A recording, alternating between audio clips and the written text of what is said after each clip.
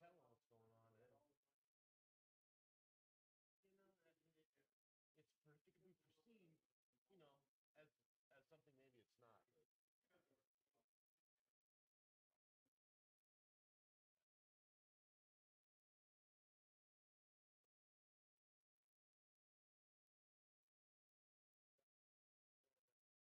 I guess when the rubber hits the road, you know what I mean? It's a different story.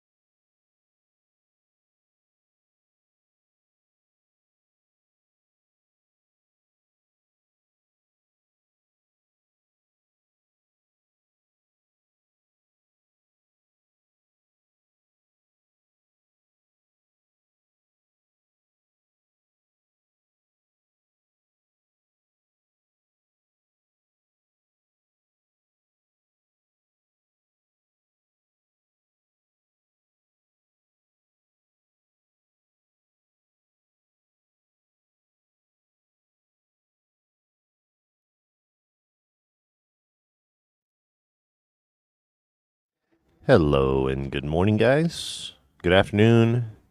My name is Daniel Krupinski, coming to you live with Omega Billiards TV. You're just getting in for the day. Hopefully, you guys were able to enjoy the action, entertainment, and happenings all here in the Omega Room.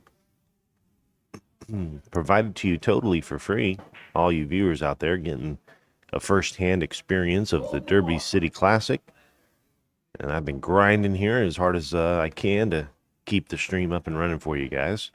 So big thanks to everybody who's tuned in and supporting the stream on this beautiful Saturday in southern Indiana.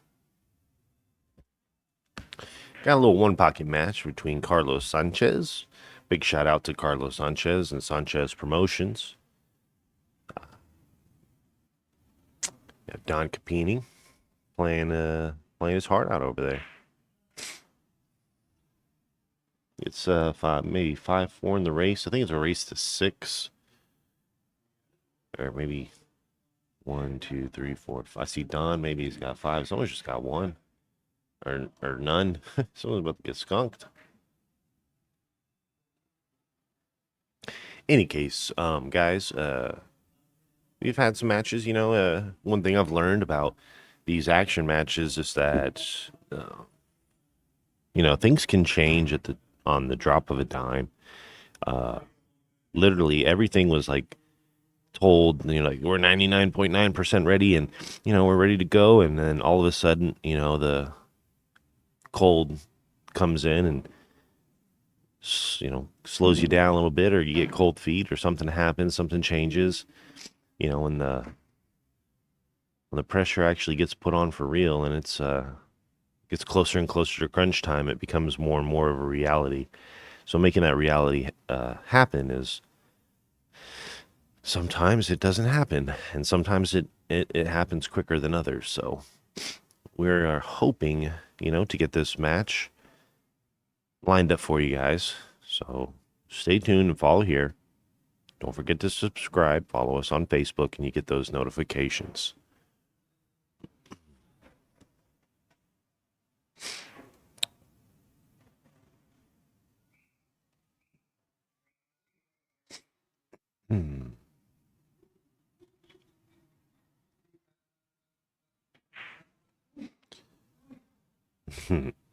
Good morning, Carl. Thank you, sir. Morning, Scott. Were there any big matches last night? Well, I would say so. It was very, very fun watching our action that we had yesterday in the Omega Room. Excuse me.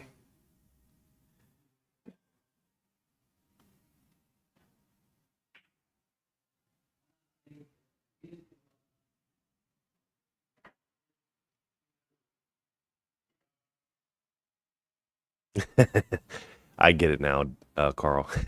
Let's go, Don. Let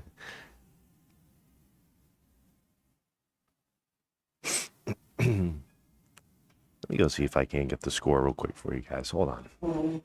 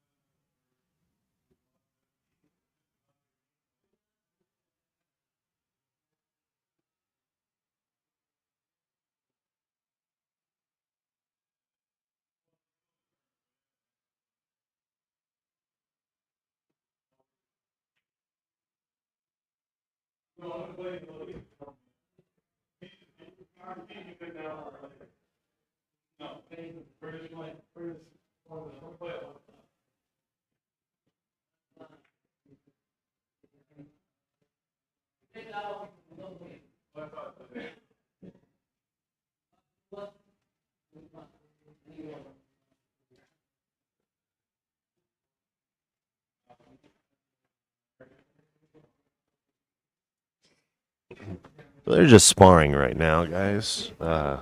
Trapper Don here at the table coming up is going to be sparring off with Carlos here.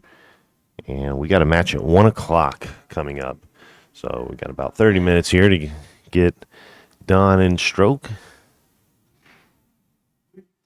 to get started on our next match. Once that gets underway, guys, we'll get the scoreboard names and everything updated for you. You guys know how we do it.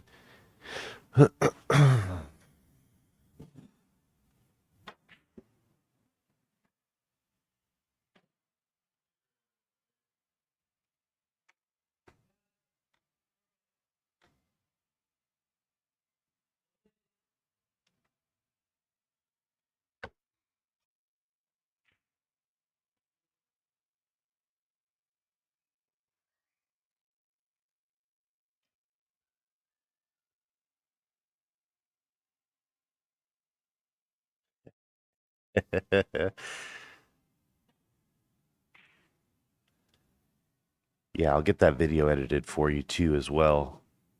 A little personal highlight reel, a little pancake highlight reel. The Pancake and Thomas Law Firm.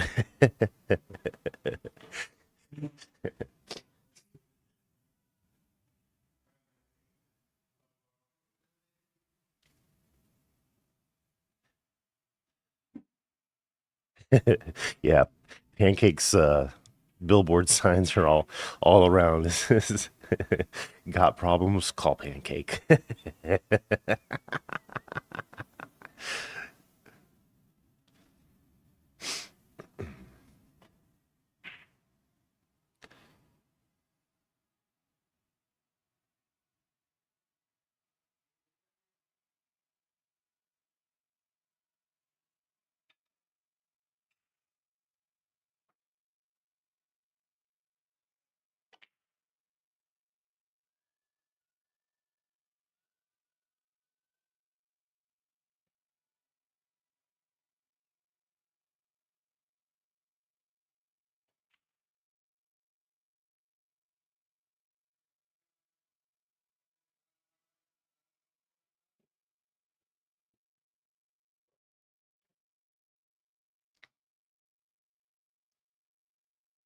Trapper Don here. Trapper Don. Such a good guy. He brought me breakfast. What was it? Like the all-nighter that I pulled. Or like the 48-hour shift I was on. That was great. You never know the difference you can make in somebody's day with a few kind words or a gesture of giving, You never know what that means to somebody. That can mean a lot to them. I always said that, it's funny how you feel like the whole world's against you, and then somebody says that one thing you need to hear, and you feel like you can take on the entire world, right? And it's all like a mental battle, really. Everything in life is only as hard as you think it is, or as difficult as it is. And we can translate that right into our pool game. Mental aspect is a big, big aspect in the game of pool. As I've been watching pool and, studying it, if you will, because, I study it when you watch it, analyze it, question it. It's again, just it's really, really a very exciting visual display of momentum swings, reads, right? Little small flags, little signals that your that your opponent, excuse me, they demonstrate, if you will. I was watching Reito Gomez last night. He was playing against a guy named James from California, and you could see how Reito Gomez was a little more confident during the game, and James kind of shook him up a little bit, and he missed a couple of really, I wouldn't say easy shots, but shots that he normally wouldn't miss. And it's interesting to watch these guys and their game change based on the circumstances of the situation. You know, when there's a year's worth of year's worth of earnings on the line, that talk about pressure.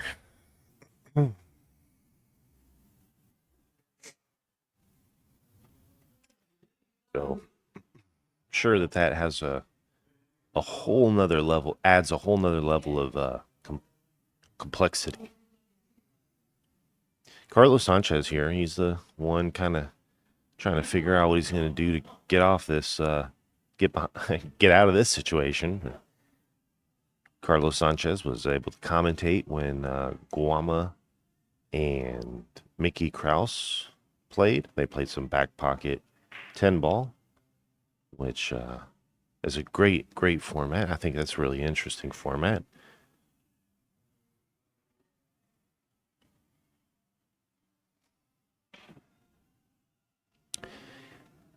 Reyito Gomez or Reyes Gomez he's steadily in action. I mean, this guy does not. I mean, when he sleeps, it's playing pool on the table, you know. When it's not his shot, that guy's a grinder for sure. I'm definitely. I mean, absolutely. Think about it. Oh, that was a good shot there by Carlos. But no, think about it. It's I mean, how many times have you played a set for X, for sweat, for high five stake sweats? It's at least, or maybe even a four stake sweat or a four figure sweat, right? I mean, geez, this to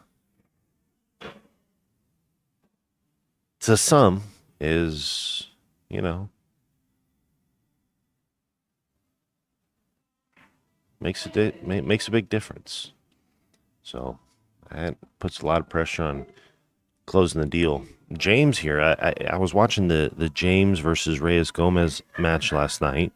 I went up and I talked to James after the fact. He wasn't really happy with how he shot. I think he knew. He told me he was tired. He came in, minimal minimal hours of sleep, and he said that he forgot that he had the nine. He had one shot that was like I wouldn't say straight in, but he was trying to compensate and get shape on the 10, and he only needed the 9 out. And, just being in the situation in the moment, like how many times do we overlook the easy things?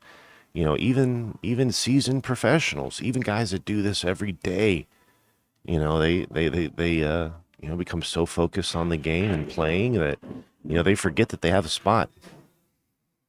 Again, another mental kind of test, if you will, on your fortitude and how strong that you can be mentally and keep yourself composed at all times.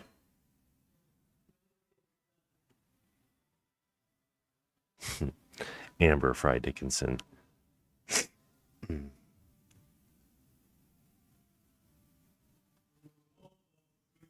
The re to Christopher. I actually, my boss told me to go to bed last night, so I had to go to sleep.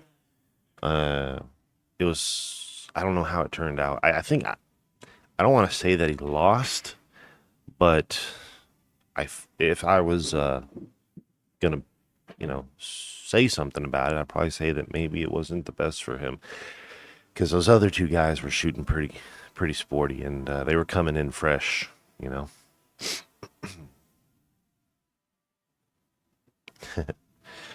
just a little palm olive instead of butter.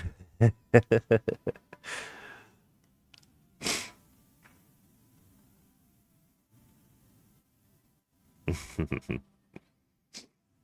little Crisco.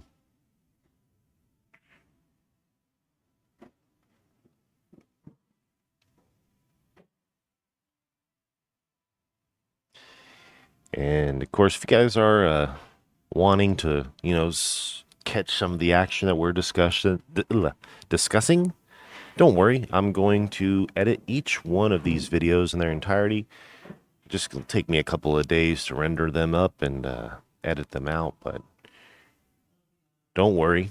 They will be dripped out to our YouTube, so subscribe or follow us here on Omega Billiards TV.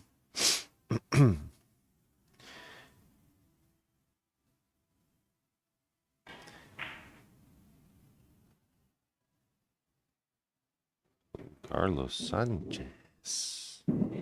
Carlos Sanchez.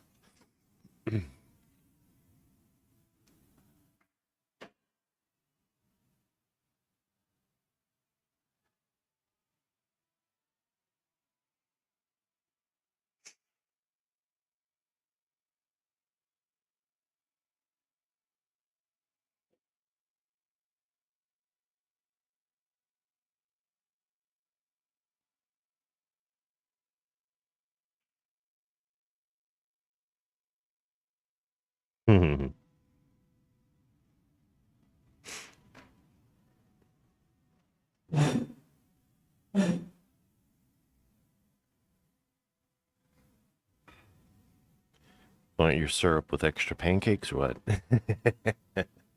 Is that how it should be? Your syrup with extra pancakes?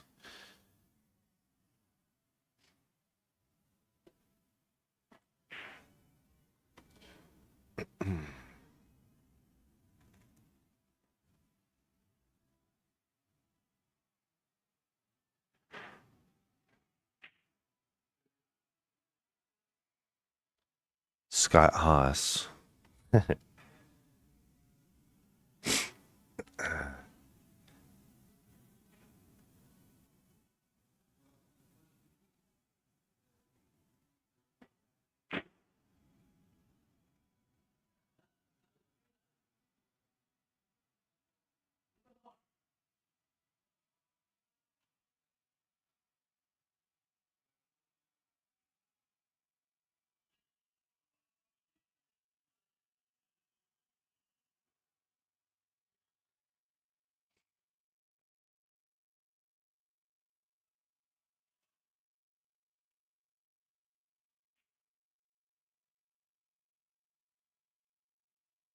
Oh, don't worry. You'll be able to watch it here. Oh, let me answer that for you, Robert. It came down to, I mean, literally, the money was on. Everything was right, but I think one of the players maybe got cold feet or perhaps pulled out at the last moment. Again, guys, I'm doing my best to keep the balls juggling, if you will, and rolling, but sometimes they get caught up. But that match, unfortunately, it didn't happen. Not to say that it's not going to happen in the future or, whenever we can work it out, possibly later on, even today. I know Don's got a match coming up here at 1. I wanted to make sure that I was able to cover for you guys. Usually a backer issue. Okay.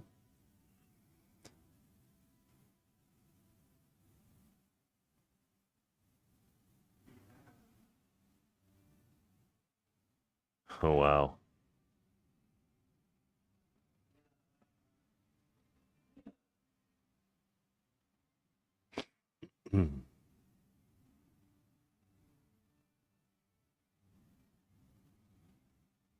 Scott Haas with the inside scoop. Allegedly, right?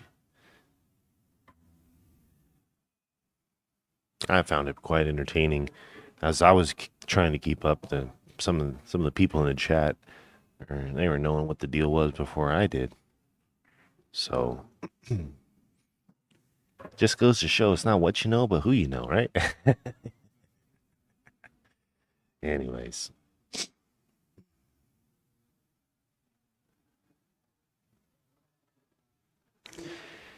Hey, Christopher Fisher says, couldn't believe Filler was going to get in action. First time I've heard him doing it. It's definitely a good way to get pool fans back on his team. Yeah, man. I made a list of questions and I emailed them to my boss and I told him I wanted to interview Josh. Not to like question him about all this drama stuff, but just to like bring light back to the guy and his pool game, regardless of what he said or who he stood with. I mean, I had the opportunity to talk to him with about for only about like two minutes, and we didn't really get too deep. But what I gathered from the gentleman is that he meant well. His heart was in the right place. He sometimes we have pressures that we have to obey, and sometimes we learn from our interactions, and I think Josh was able to good lesson for him to learn. But again, I feel for the guy because what he earned was kind of stripped of him, from him, I should say. Not stripped, but I don't know what the right word is to make it, to define it. But Joshua Filler, guys, I mean, think about it. This guy was like the all around champion. He won almost every discipline at the Derby City Classic last year.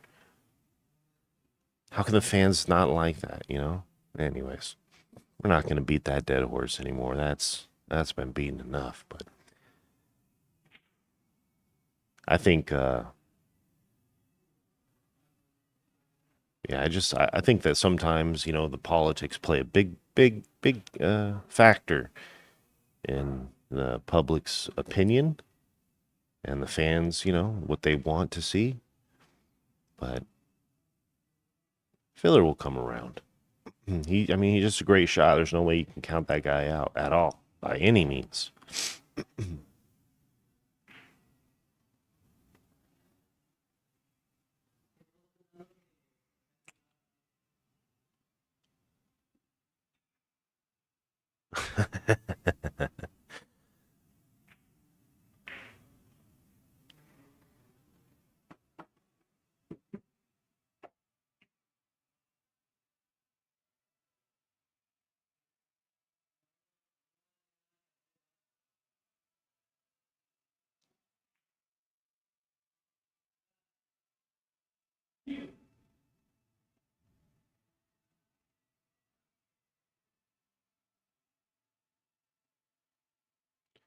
Trapper done.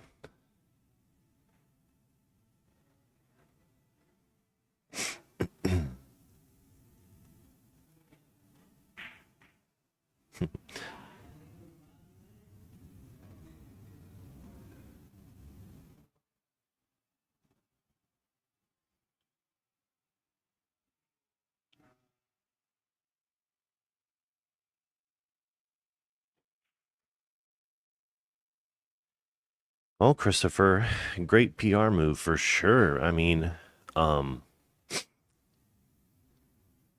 yeah, he's going to be playing Shane Van Boning at the CSI Billiards Expo in Las Vegas. I know they've got a couple of one-on-one matches. I saw a flyer for Filler and SVB, and there was another flyer I saw. I can't quite recall. It's been a minute since I've been on social media instead of the stream, if you will.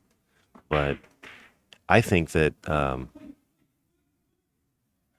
yeah, I have my opinion.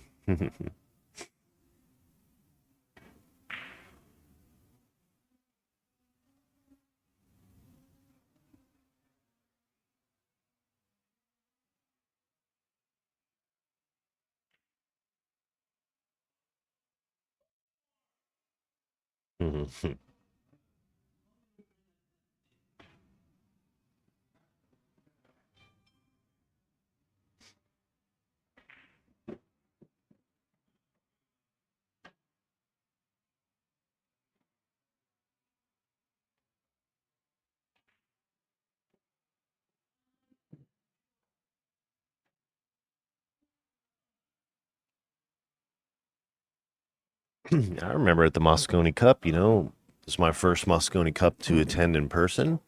And the when Josh Filler played, the fans, so- it was almost like a different level of energy.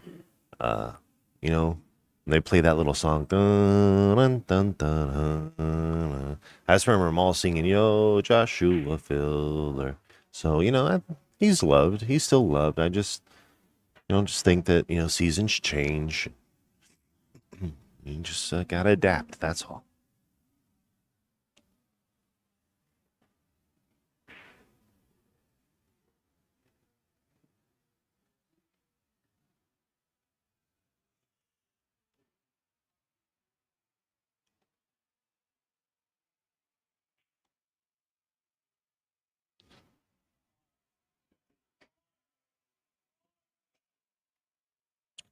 Carlos Sanchez and Just Snorri.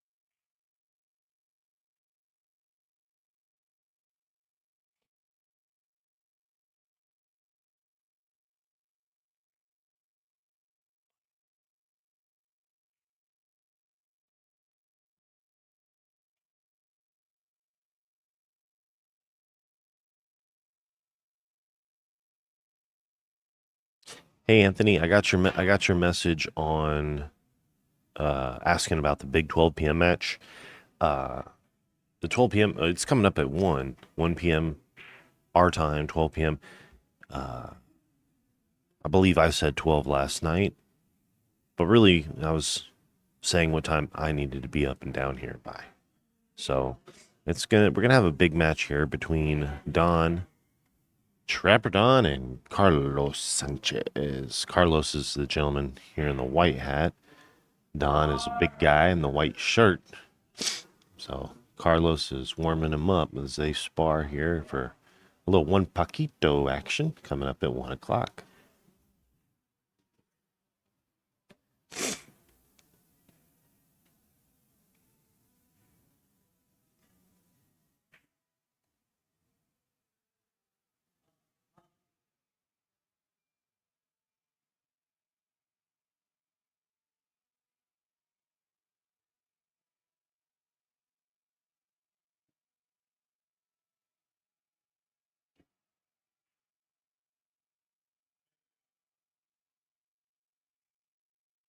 Yeah, Christopher Fisher says that, he enjoyed watching Filler's videos when he was staying with Savannah's folks, hanging out in the basement with her and Collins, and it showed a side that usually you don't get to see. Probably a likable guy. Yeah, I'm going to tell you this much, man. I was able to see him all, from what I thought at least, all curtains pulled aside. Uh, yeah, he's a great guy. I mean, he seems like a good guy. I mean, he's got a good heart, it seems.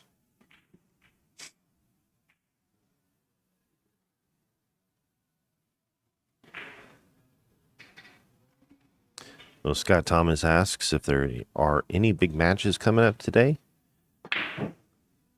As of right now, we just got this big one pocket match. And it's big to me because I like Don and Carlos both, but I don't know who Don's playing. I'll go fill you guys in on the information as we get closer to the match here.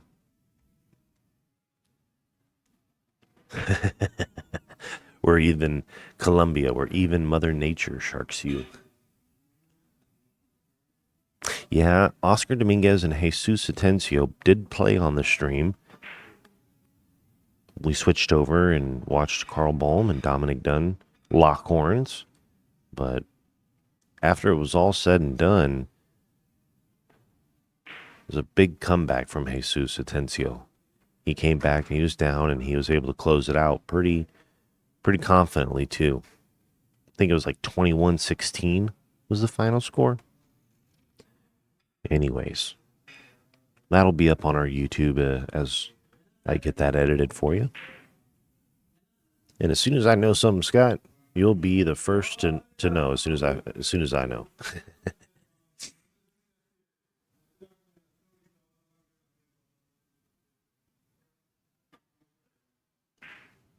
Nice shot there, Don.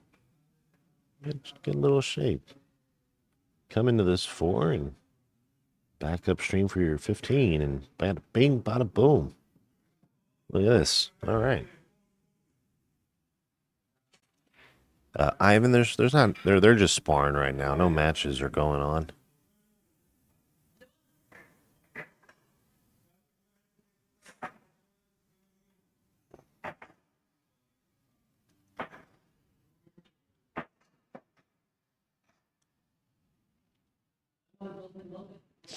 One thing that caught my eye, I enjoy a fine cue, just like the rest of the chat. But I think I like Don's cue. I like that spalted maple look, if you will. It's a pretty cue.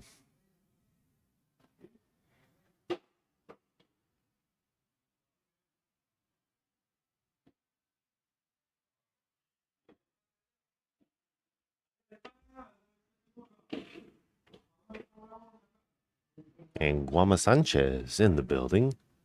Go Guama.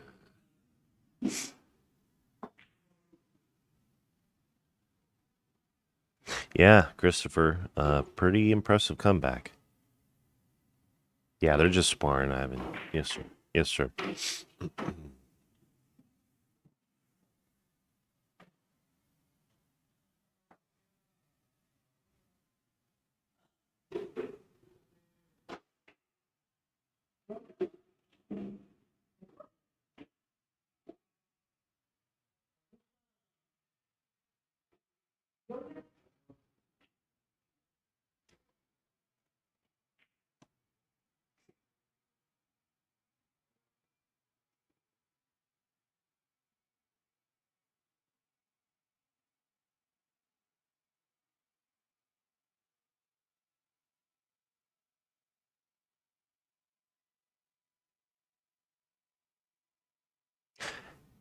Well, I mean, once Evan, from again the alleged rumor is that Evan pulled out at the last minute, um, and then Joshua Filler actually Tony Chohan came, stomping in. I was wondering what all that commotion was about, but even Tony came in and Josh was trying to get a game with Tony as well. So, maybe those are some good PR moves for Josh Christopher. Because he was, my boss said, hey, make another flyer. And I made another flyer and it had Josh's name on it. So,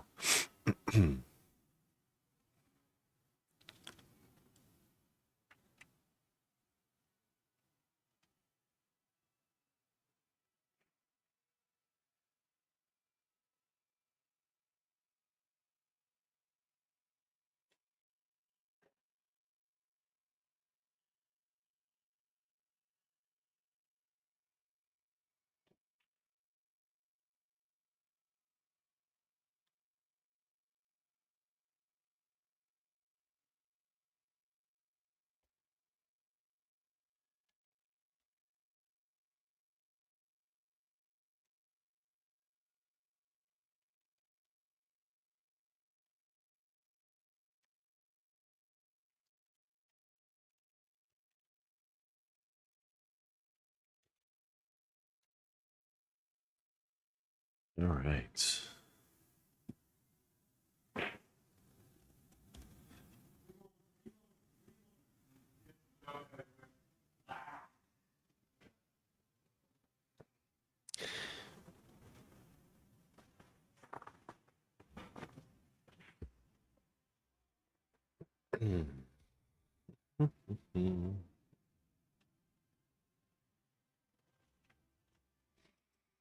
Let's see.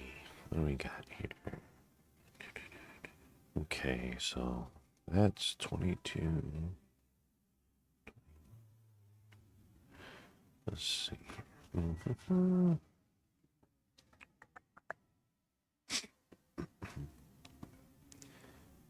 Let's see.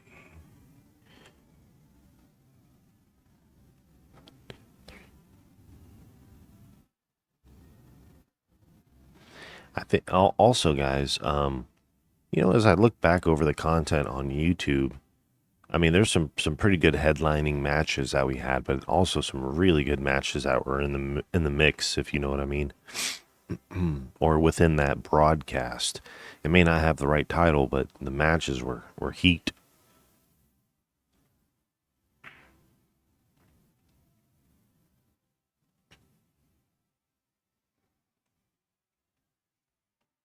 All right, so let's do the math here. So we got 245 plus 23 plus 744.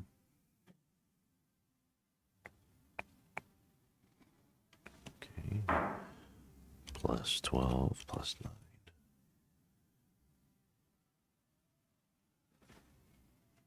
Plus 11.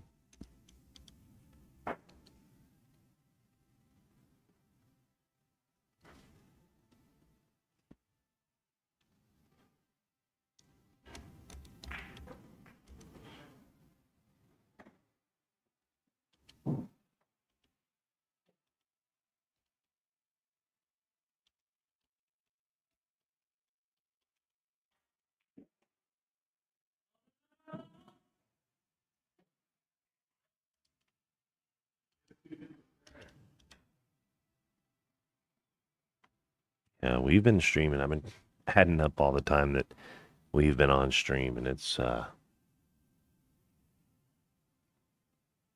there. It's almost like 5 to 6 days straight of streaming. So good accomplishment, Daniel.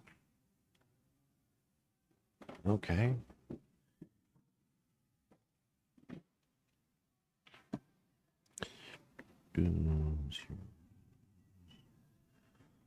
Let's see. That's gone.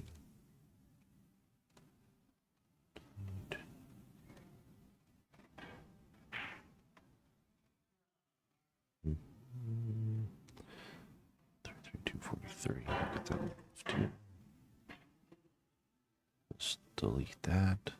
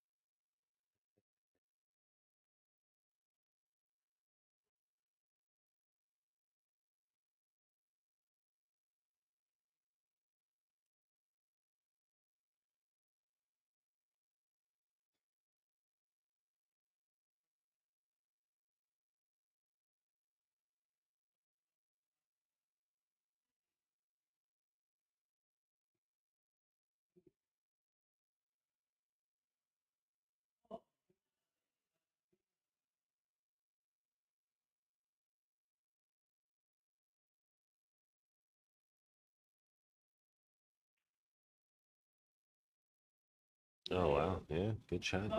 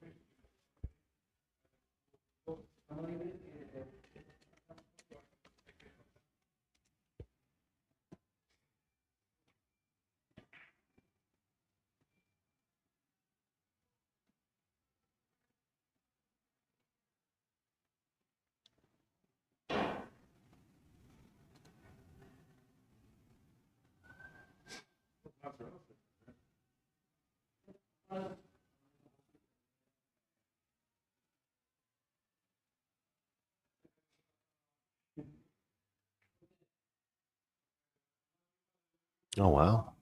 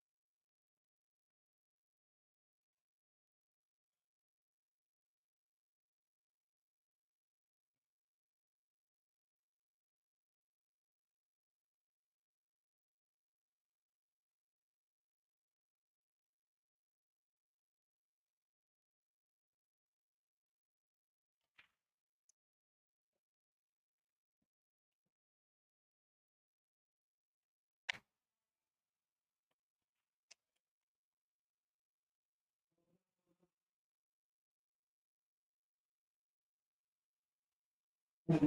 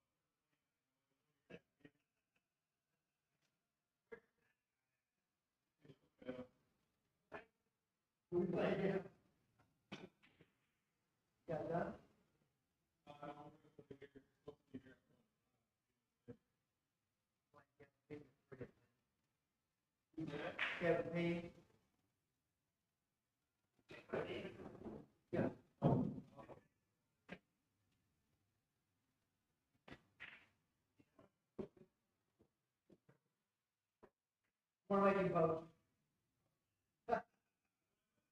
Is that what you're gonna play? Is that what you're gonna play?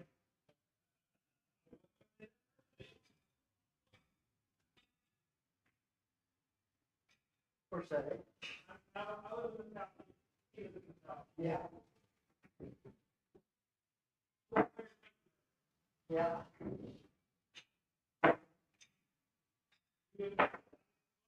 Also Oklahoma. Midwest. What's that?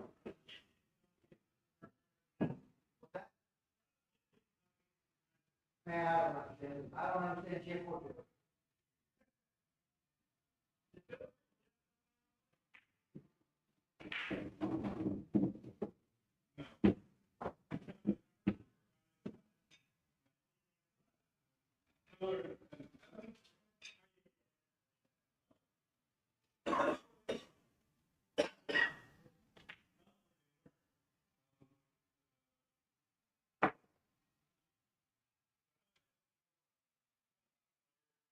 different.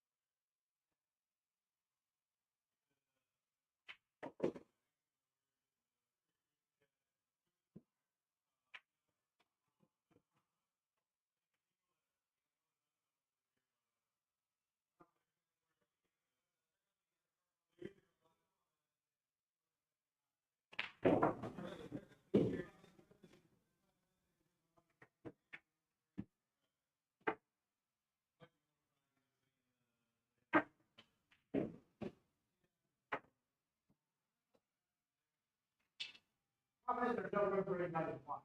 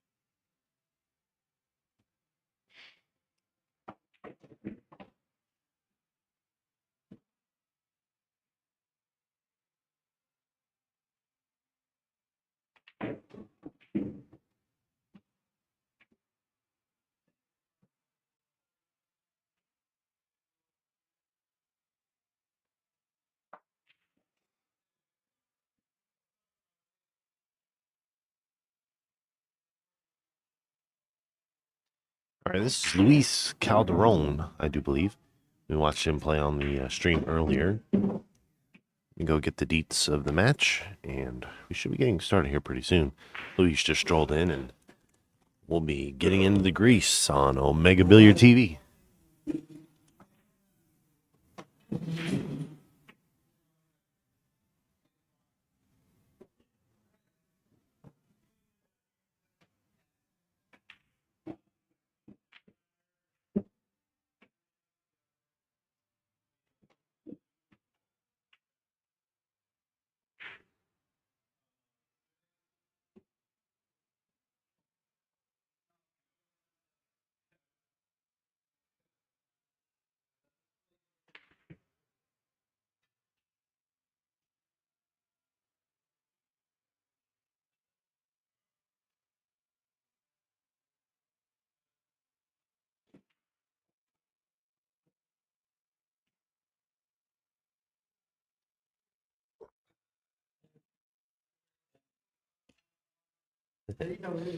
All right.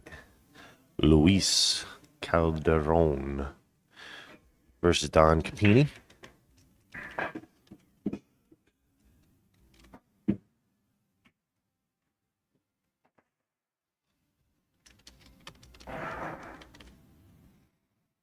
Trapper Don. I like Trapper Don. This is Trapper Don. There we go. So Luis gets a 10. It's 10-7 is the spot. Be a race to 6.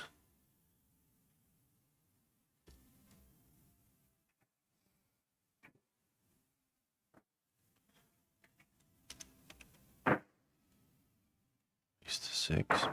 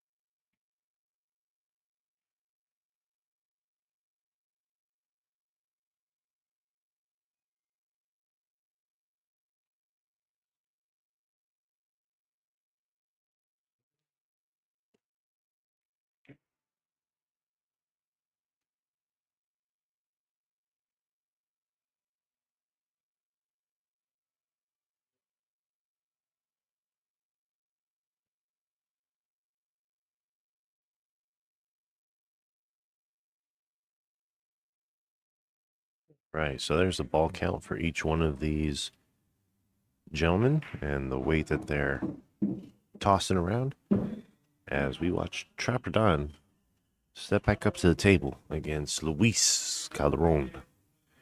Luis was on the stream earlier. I forgot who he played, but I came down to like Hill. I believe it was it Carlos? I don't remember exactly, but I've seen Luis play. He plays pretty good, pretty sporty.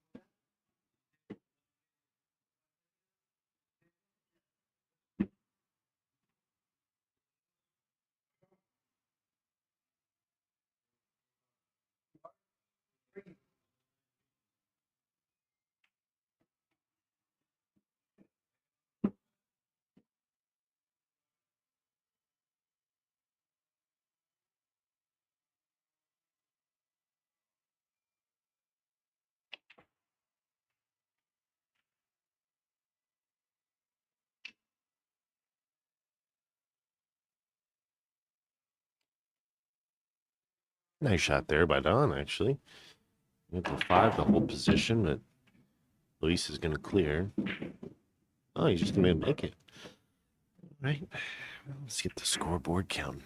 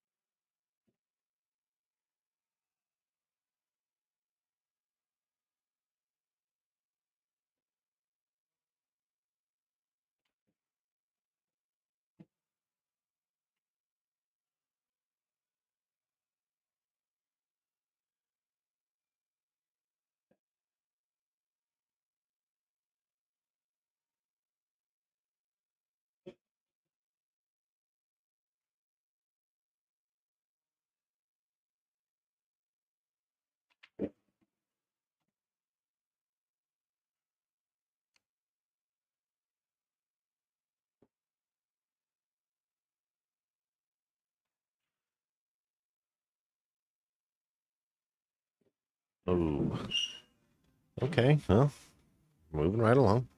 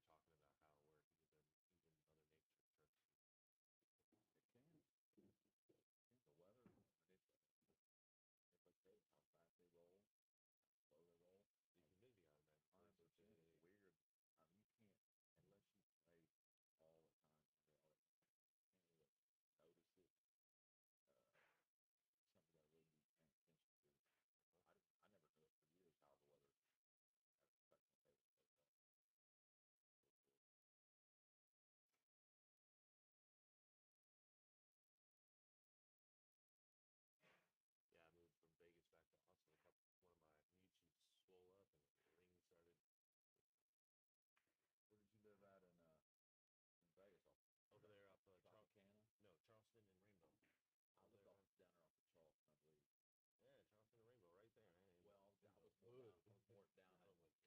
Yeah, this wasn't a hood either. Wow, it was. Well, Vegas is hood. Like, come Yeah, on, man. it is. I mean, well, it looks like it. Yeah, That's the way the houses look out there. Right, As right, opposed to right. the East Coast. Correct, yes, sir. But man, in the summertime, Yeah, yeah, right. But you know, for me, I think the Vegas piece is like even when I travel back to Austin to go visit family, it's like as soon as I got off the airplane, the humidity like slapped me right in the face. Oh, this is what it's like to have. for sure. I mean, hell, I've been down in Florida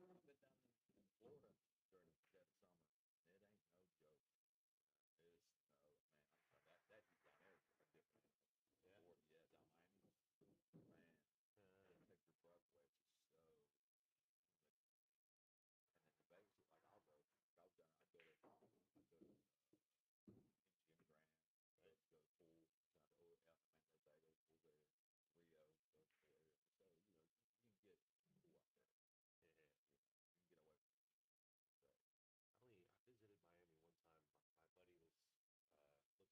Miami,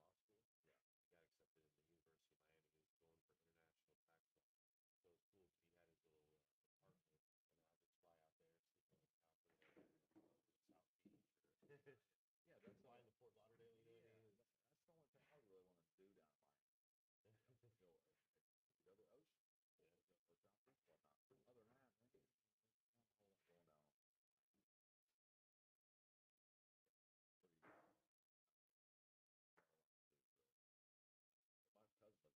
I visited Miami one time. My buddy was looking for colleges to go to law school. Yeah. He got accepted in the University of Miami. He was going for international tax law.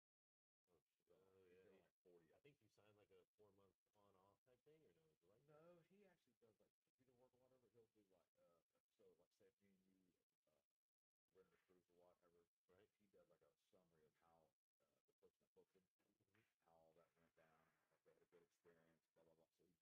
So he documents all that stuff on whatever The that's customer called, interaction, something like that.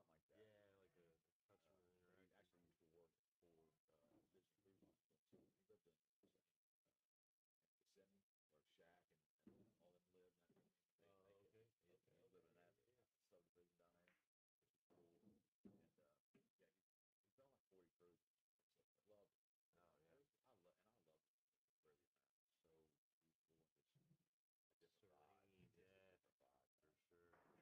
cool.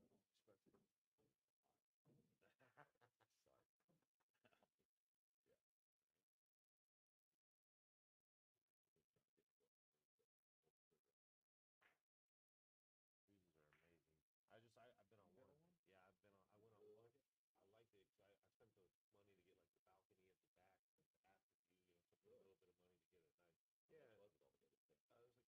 Cruises are amazing. I've been on one. Yeah, I've been on. I went on one. I liked it because I spent the money to get like the balcony at the back, like the after view. You know, took a little bit of money to get it nice. Yeah, what was it altogether? It was like 35. It was actually like a little bit under 3,500. Oh, how many days? It was a five, 6 or something like that. Went down through Cozumel. Uh, that was part of that little.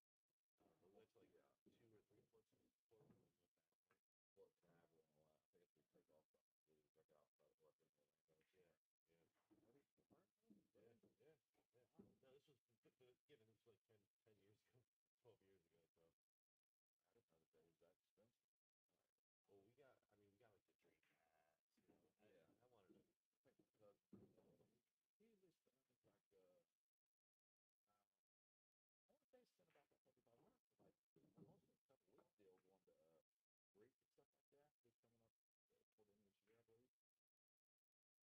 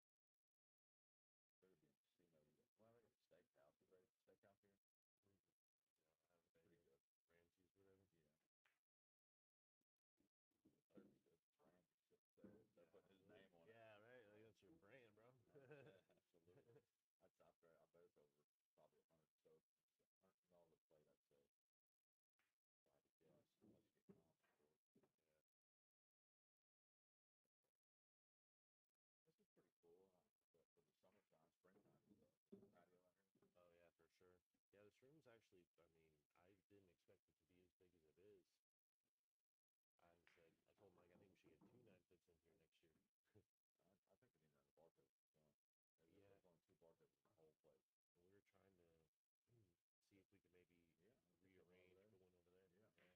another bar table. Yeah. There's only 2 bar tables in the whole place. And we were trying to see if we could maybe rearrange, put one over there. Yeah, I think so. You got plenty of room here to cater to. Yeah, on this side, like towards the window. That's what I was telling Mike. I was like, that's not really utilized. That's kind of like another room, it's got like its own. Nobody really sits there and kicks it either. I slept over there for a couple hours. Did you? Yeah. I got about 2 hours sleep.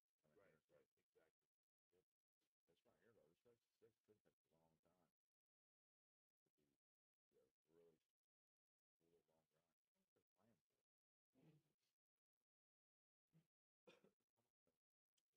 Just got back up and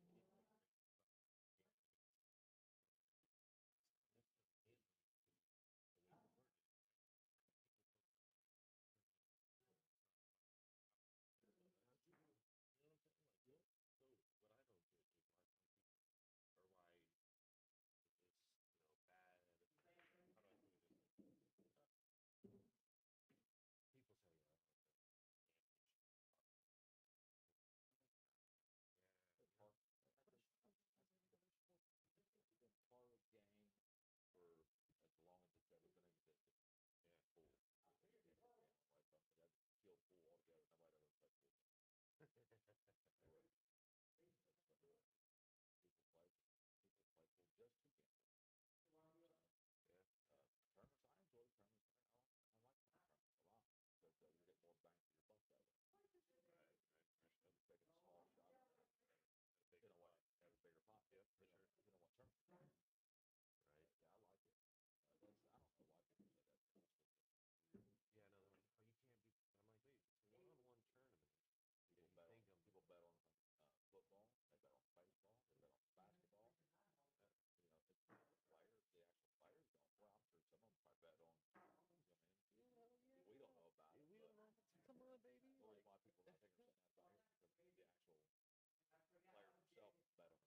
I'm sure some of them probably bet on. We don't know about it. We don't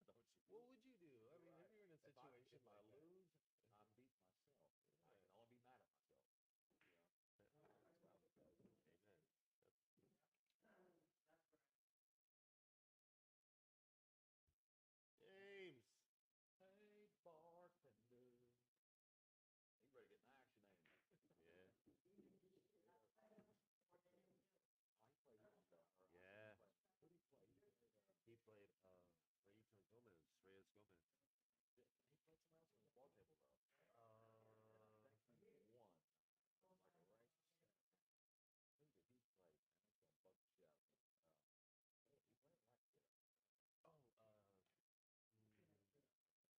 think he won. Like a race of 7. Who did he play? Man, that's going to bug the shit out of me. He played like this.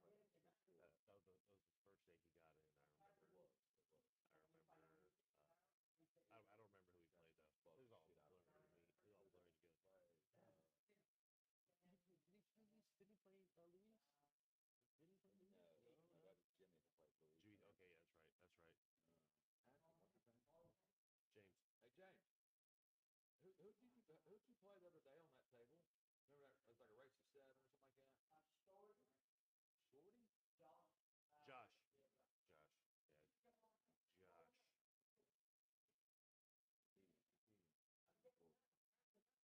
It's close. I think it went down like they almost went hill if I'm mistaken. Pretty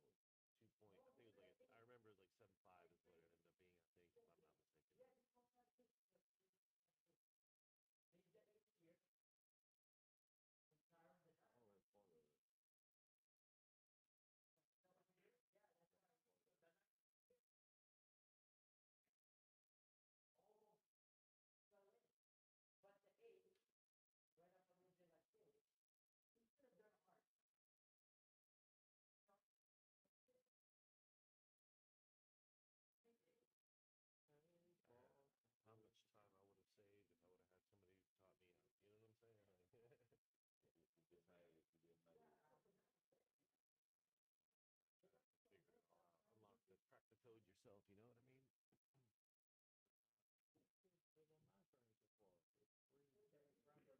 It's free Trapper John. Trapper John. Do it like a black cat or oh. Trapper, you got Trapper John and Trap.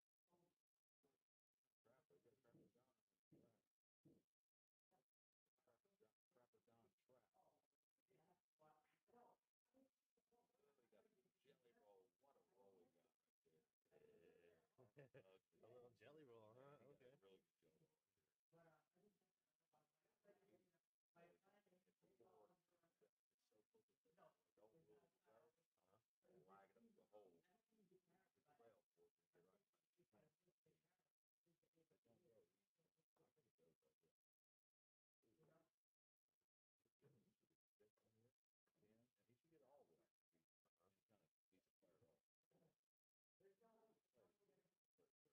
At least 440.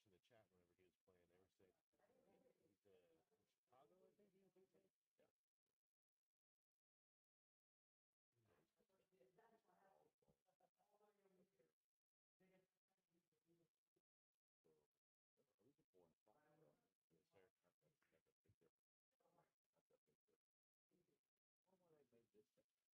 to create like a standardization to things. In my opinion, I could be wrong, but it's like, if they want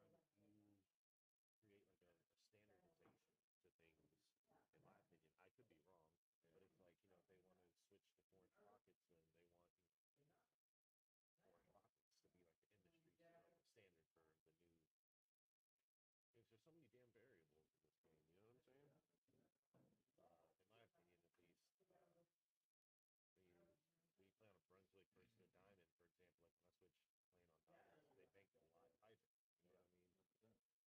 new. Because there's so many damn variables in this game. You know what I'm saying? In my opinion, at least. When you play on a Brunswick versus a Diamond, for example, like when I switch playing on Diamonds, they bank a lot tighter. You know what I mean? And so having like those industry, like even when I was hanging the lights, I asked them, I said, "Is there like a specific?" You know what I'm saying? They're like, "No, there isn't." They showed me the formula of how to take a straight edge from one angle, how it's supposed to go up and hit the corner. So it's supposed to like hit the corner of each light. You know, any case. So as I'm asking them, they're like, "No, it's not really a standard height." But I'm looking at it right now, they'd be like, "Okay, the table hangs, 86 inches." Like just like a standardization. Because all basketball courts, it's not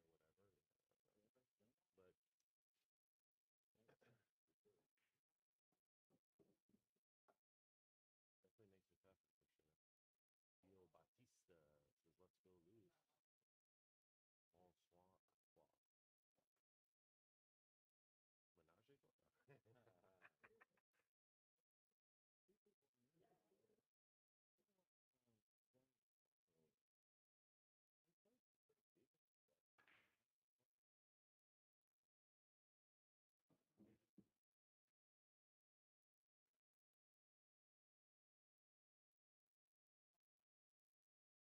Bonsoir à toi. Menage a trois. Beginning of the week, oh man, that started off very, very fun and entertaining. Brandon Johnson, having him in here. Where'd he go? Yeah, I don't know. He ain't back, has he? Nah, he hasn't been back. Yeah, I was here last weekend. Yeah, he was a bit. Some action. Like I said, I did work, so if I would have been here, I could have bet on a few matches. But can't do it at home, of course. Stuff. What time does action usually start happening? Probably like 6 or so. Yeah, not till later on. And usually 6 to about 1 or 2ish.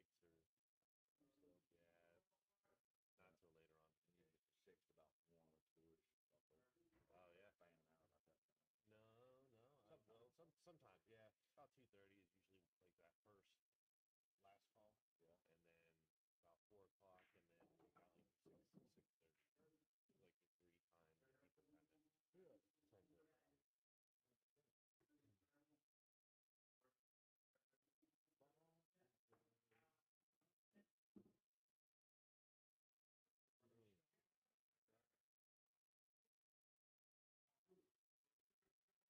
3 times that people kind of tend to.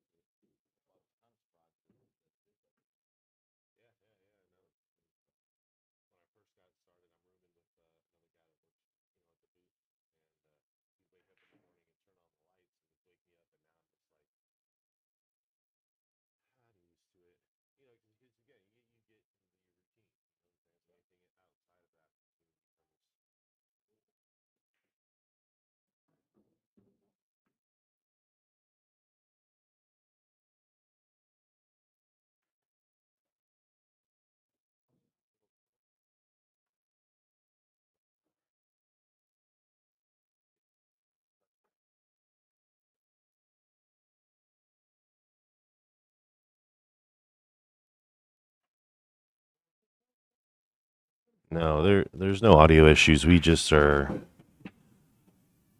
enjoying the match.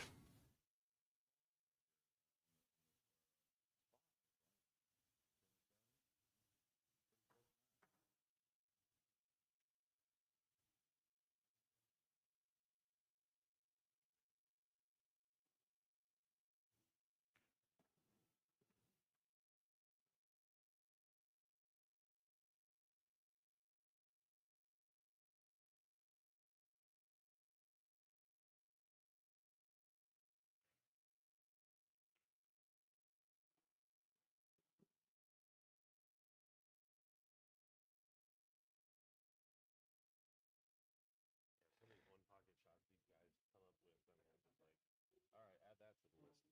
Pretty wild. Yeah, definitely. Sure. Carry on.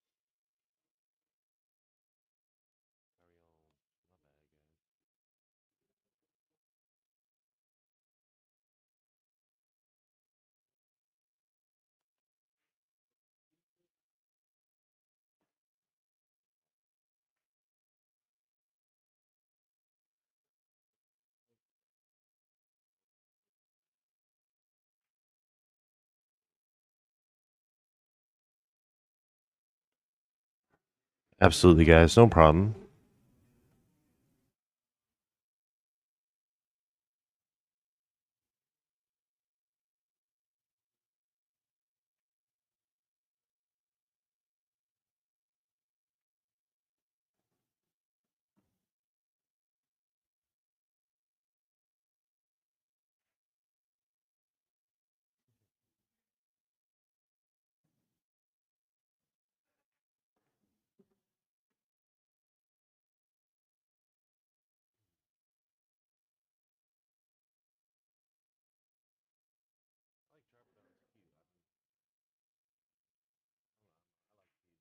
I like Trevor Dunn.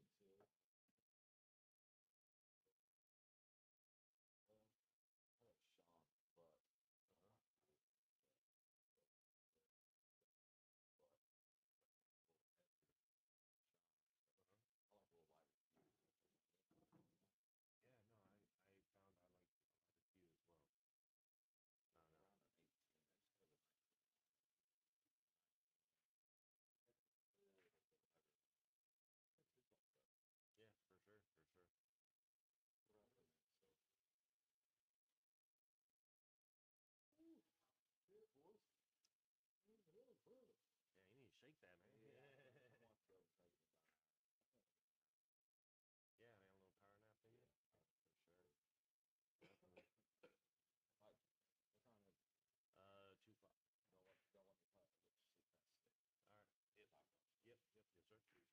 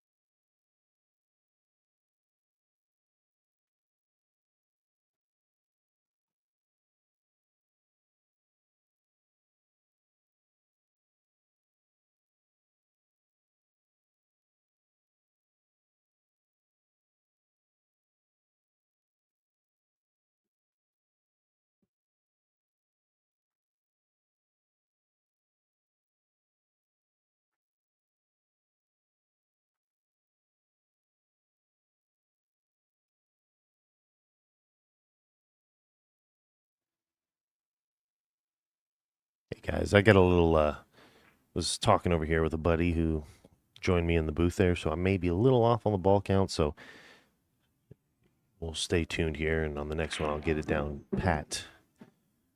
But Trapper Don here looking pretty good.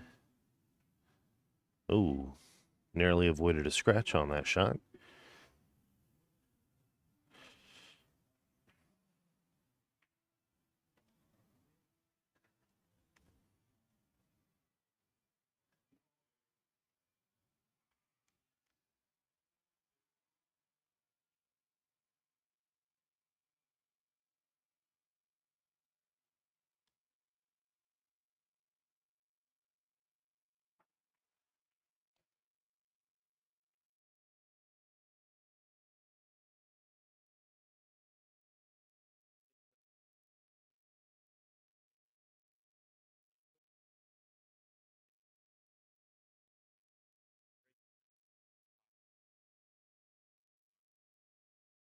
Yes, sir.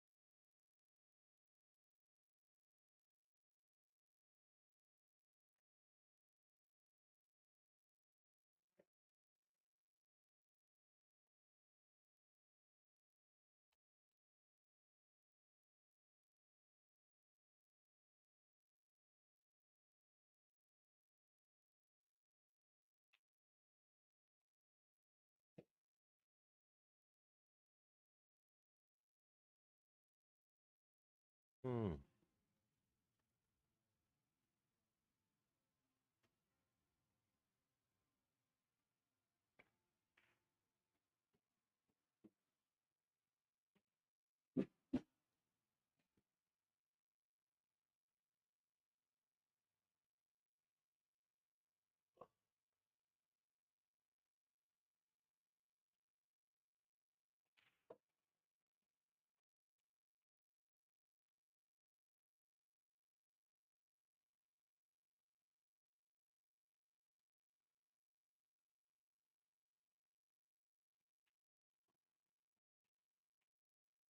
Oh.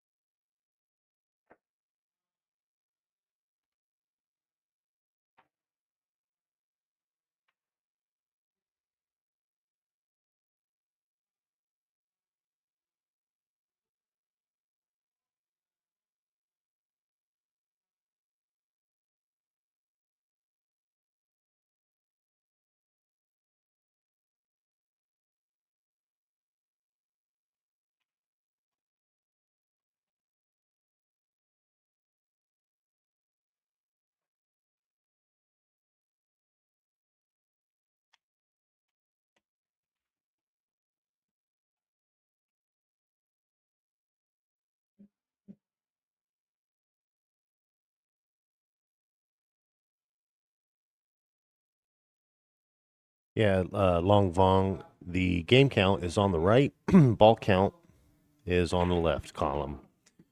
So the ball count is in the column where you see the BC, and then the game count is over there on the right. So they're racing to 6 games, playing one pocket. The weight has been spotted by Luis and Trapperdon 10-7. So Luis has got to get 10 balls before Trapperdon gets his 7.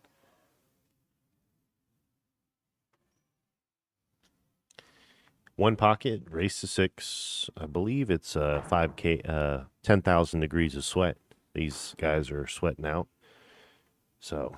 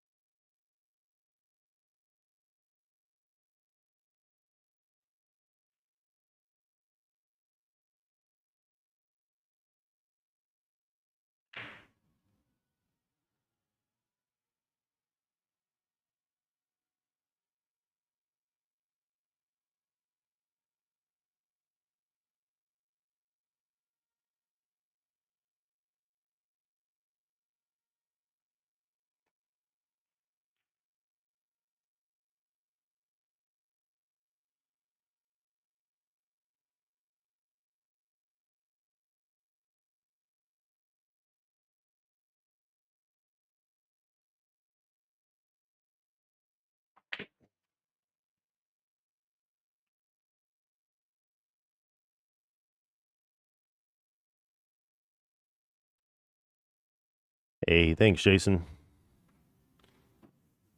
Appreciate you, bud.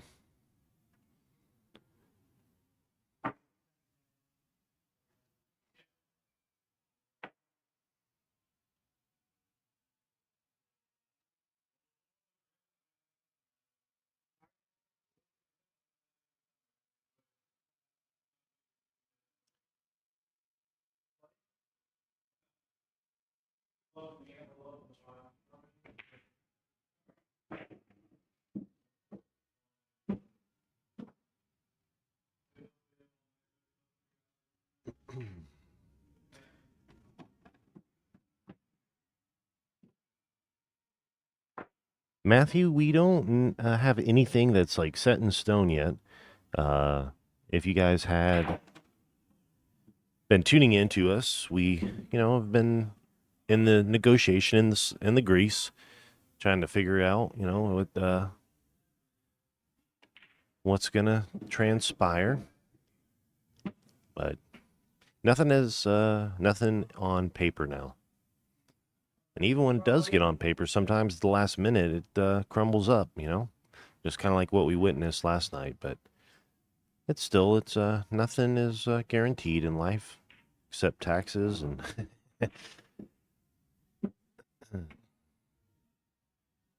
death. But anyways, Luis here now, looking at this table. Kind of gotta start planning your moves, right?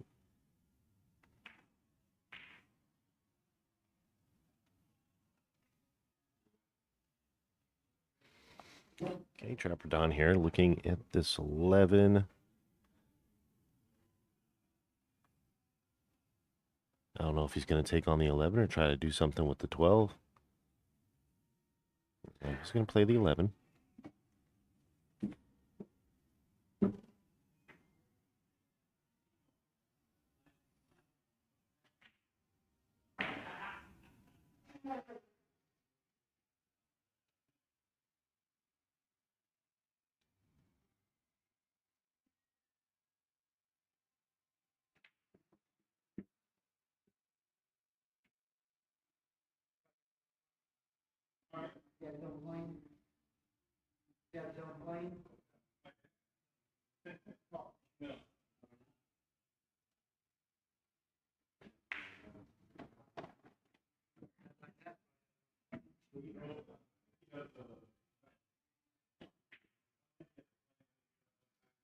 Oh, look what Luis cooked up here. Wow.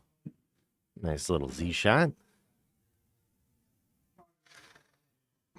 Excuse me.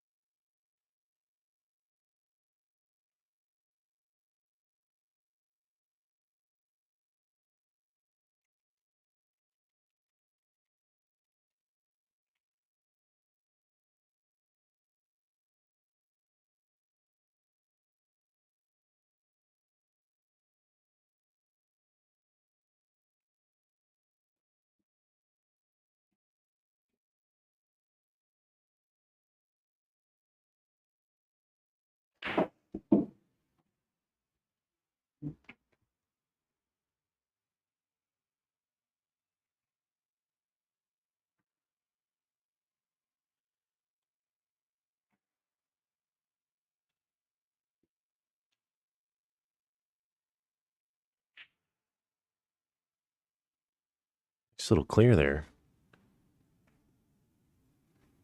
A little nudge from the 14 helps.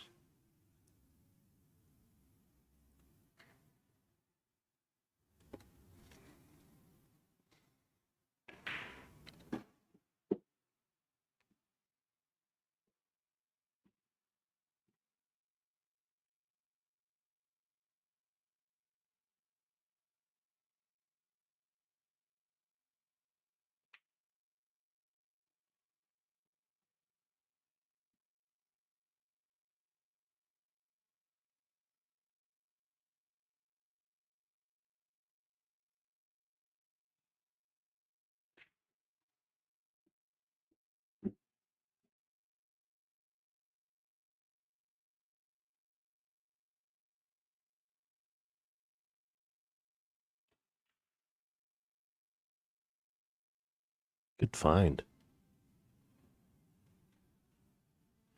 Brings Trapper Don back to the table.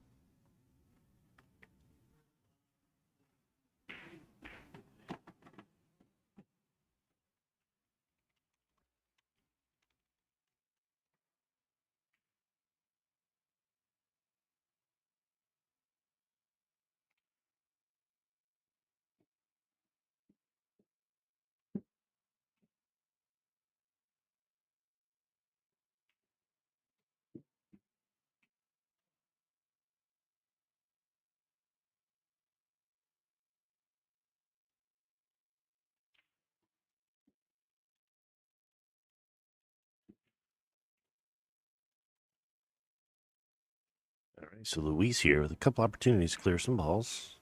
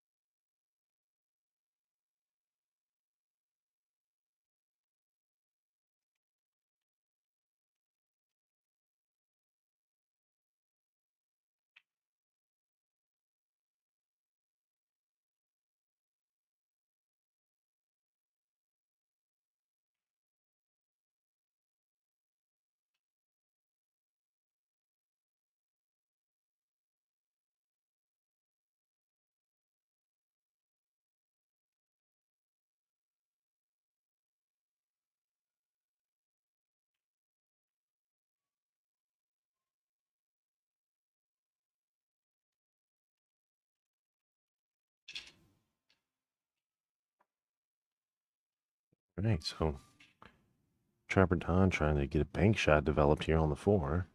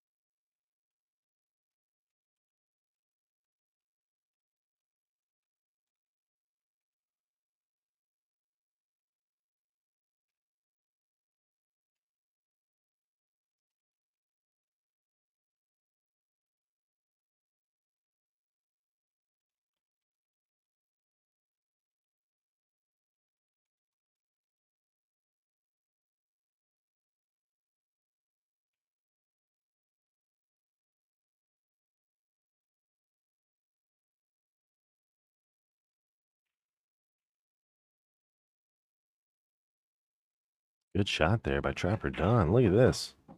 Hey. Oh. Nice little 1-2 combination there. Or, you know, it was 13-11, but sporty shot. A little sporty shot there, Trapper Don.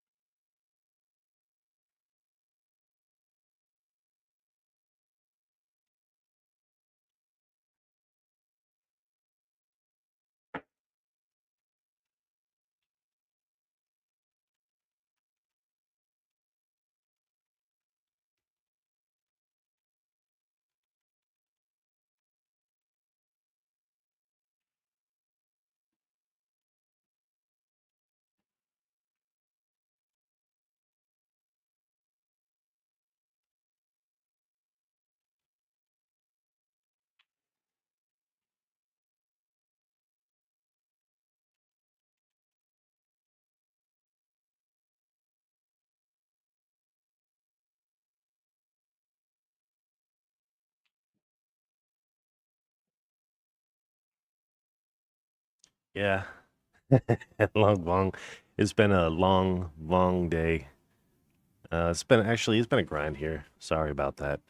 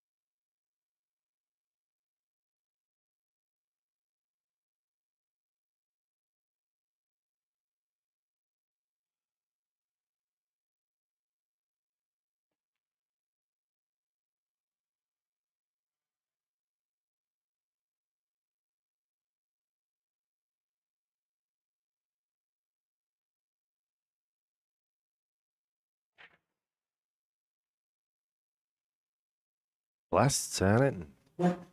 Well, looks better than it did. That's for sure.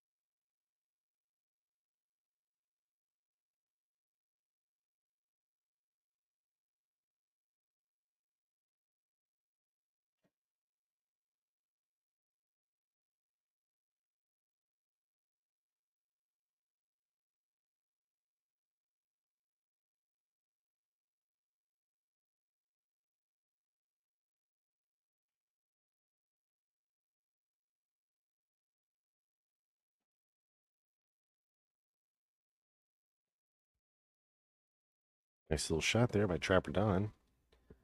Breaks a goose egg and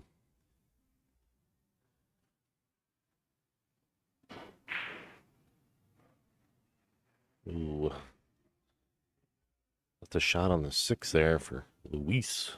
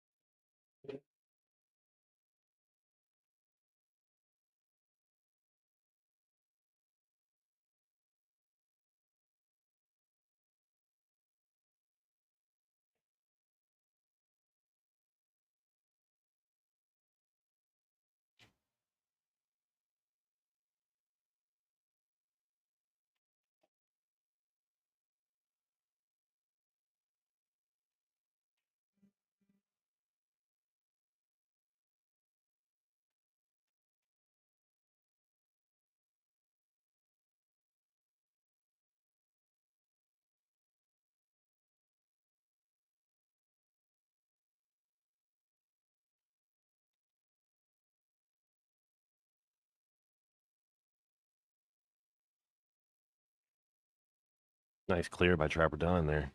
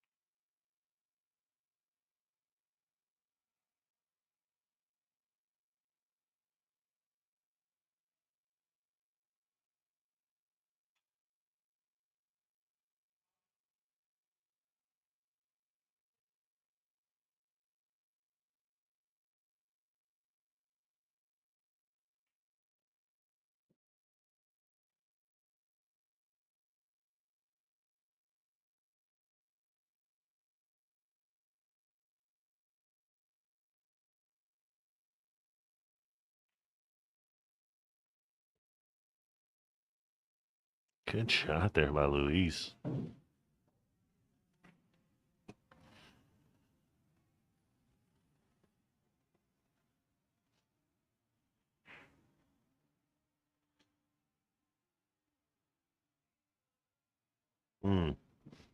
Hangs up right in the pockets and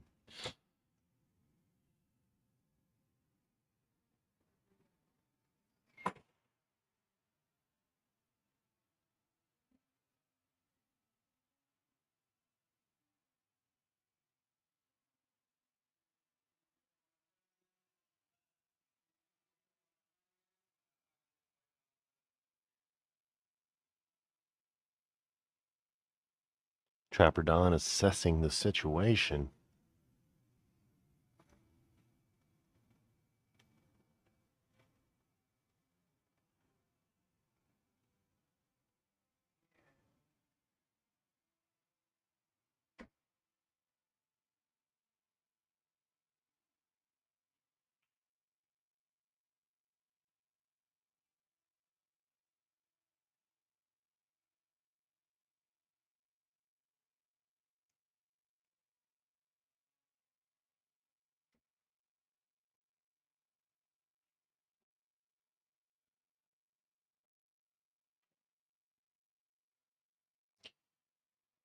Luis able to get that one again. Moves ahead 2 games against Trapper Don.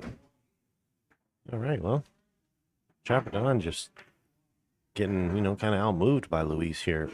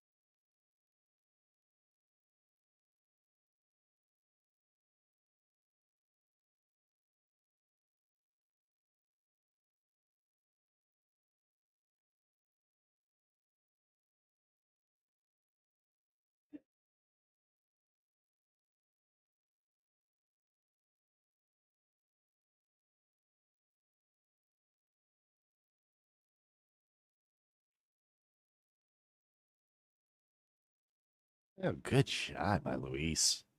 Nice find.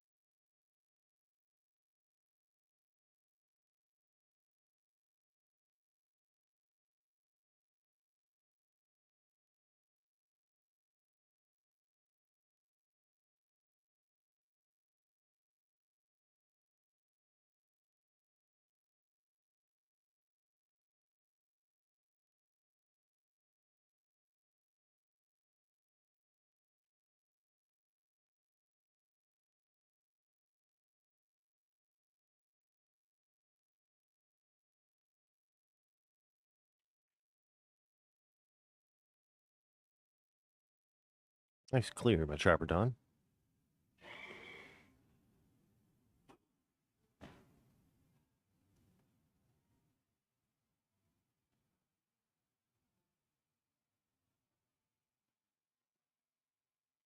Think Luis is going to tee off on the 3.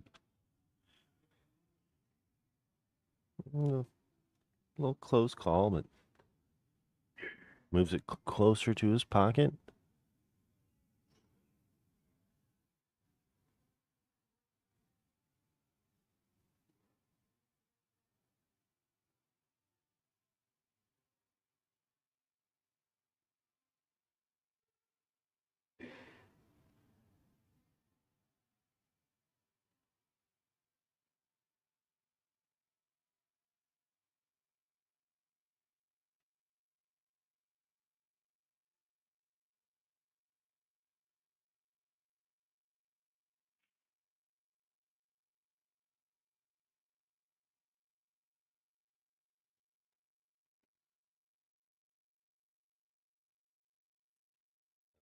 Light, steep cut on this 11 ball for Luis.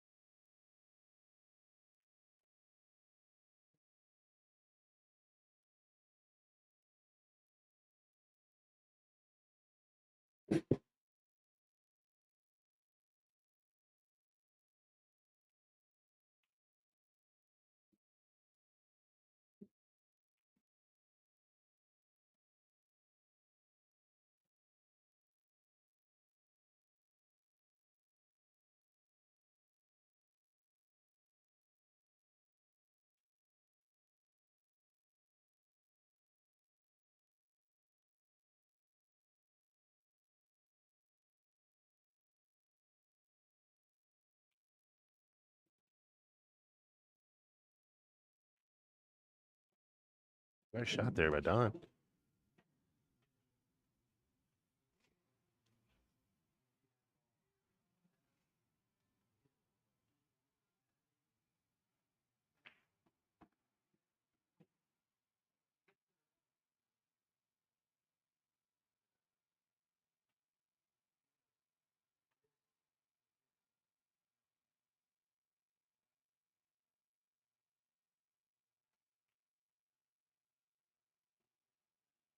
Trapper Don. Go, Don boy. Let's go.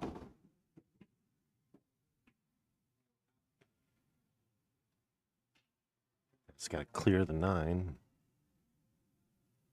Nice little run there for Trapper Don.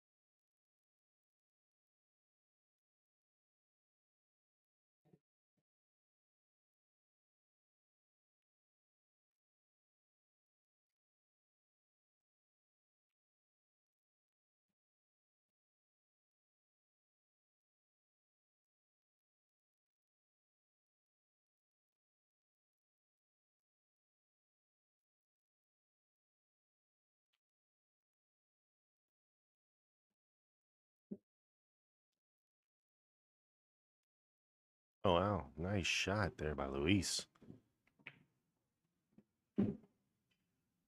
Closes that one out.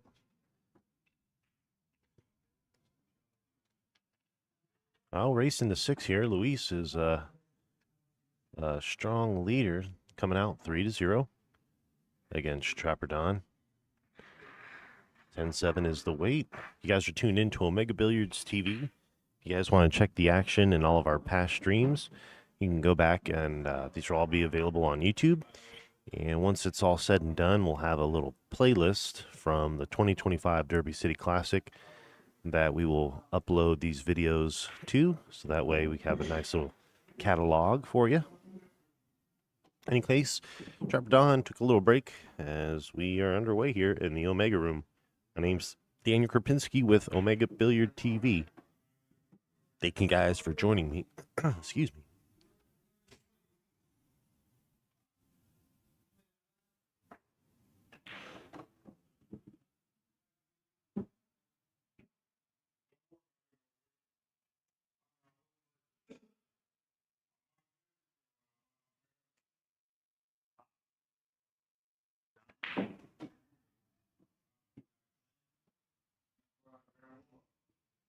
What's up?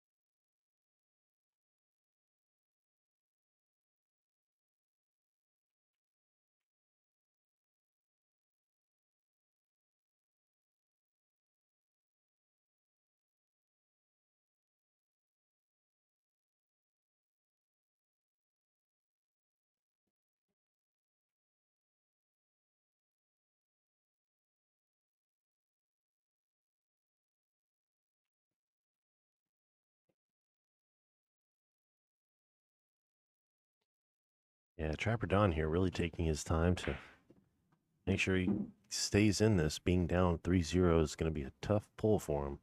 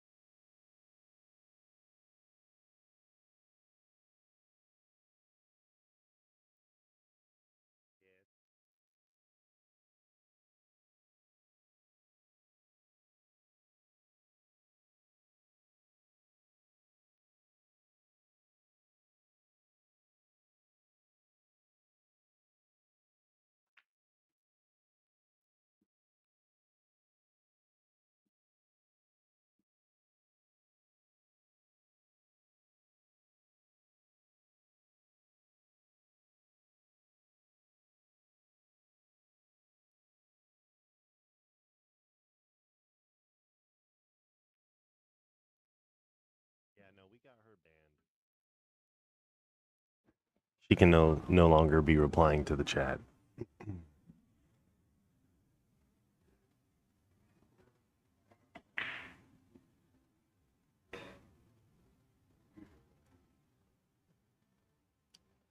All right, Trapper Don.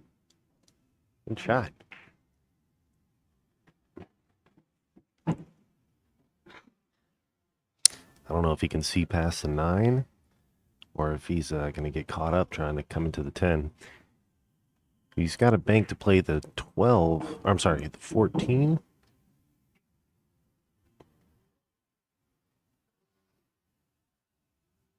He's really looking at this 10 ball. He wants it bad, but I don't know. It'd sell something out if you try to go upstream anymore.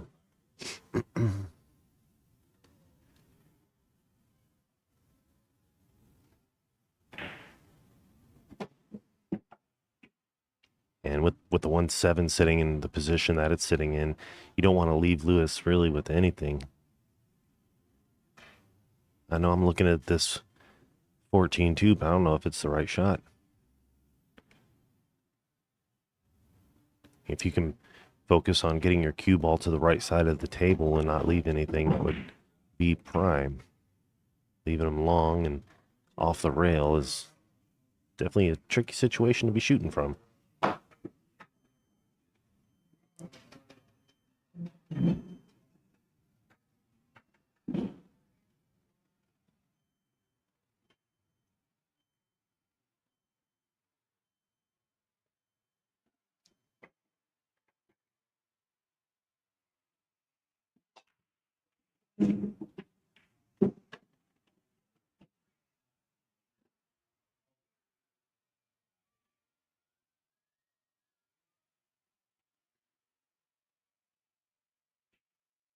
Oh, you don't see Luis miss those shots very often. Trapper Don now with the opportunity to pick a couple points off and try to cut into this lead that Lewis has developed.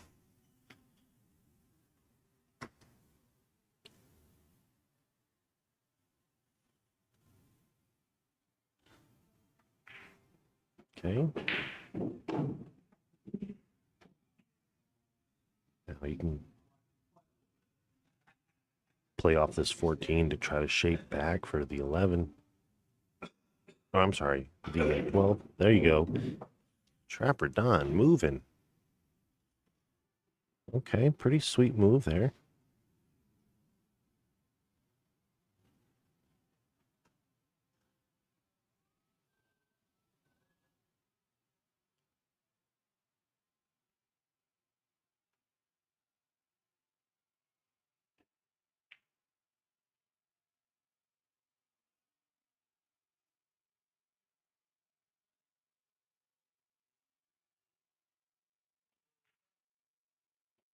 Hey, wipes its feet as it goes in. It gets it to drop. Trapper Don here moving ahead.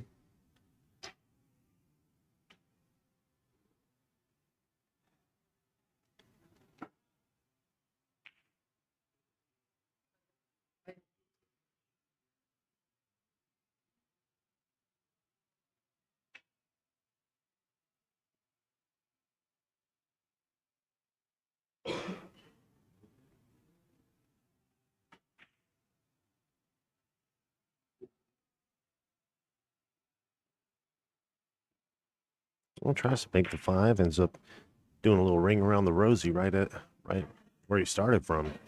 I don't think that Luis has got a clear shot there. I think the 12 and the 2 ball have got the cue covered up pretty nicely.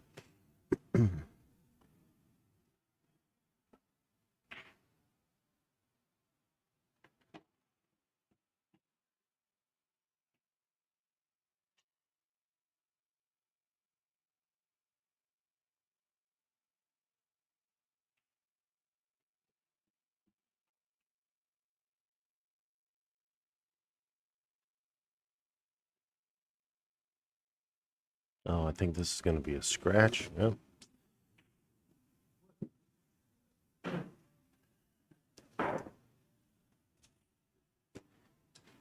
And if I'm not mistaken, Luis is owing the pot Maybe, yeah, he was a pot one. Okay.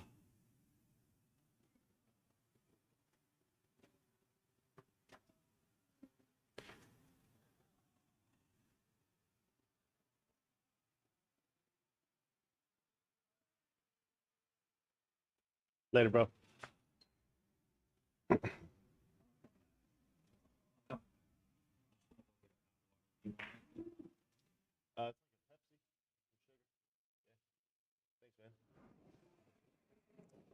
man.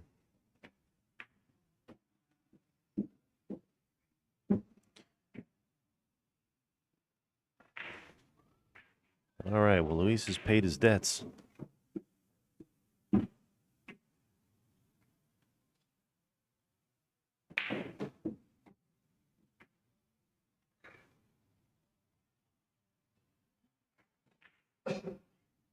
Oh, wow.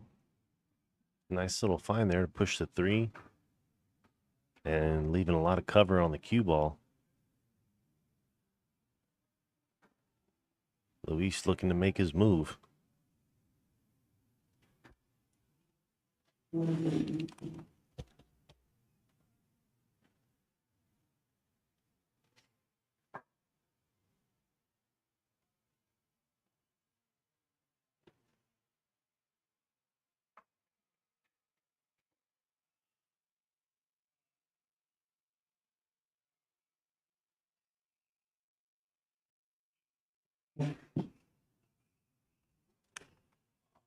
Yeah, this is a bad situation for Trapper Don to be shooting out of.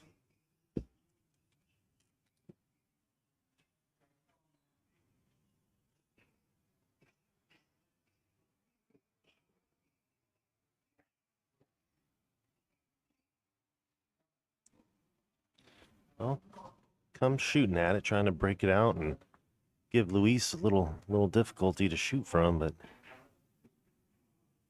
I don't know. He's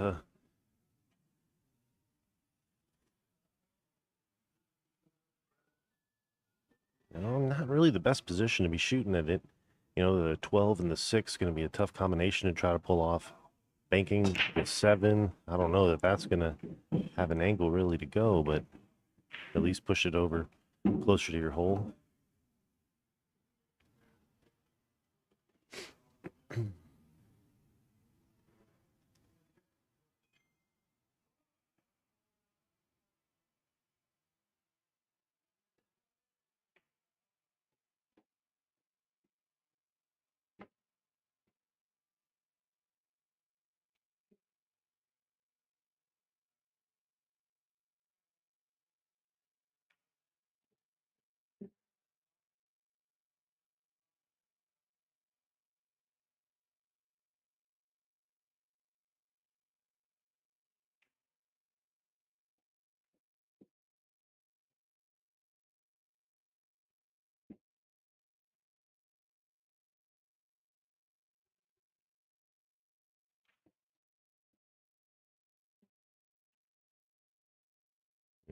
Nice shot. Oh, doesn't quite get there.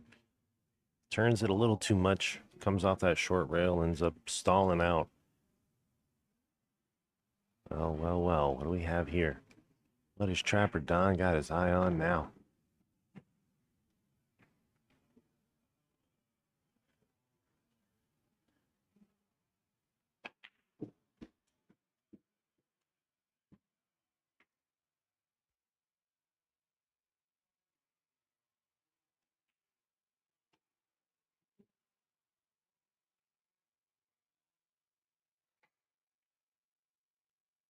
Not able to cut it enough. One ends up running into the 8 ball and sits pretty here for Luis to develop an angle to try to play some of these balls. There you go.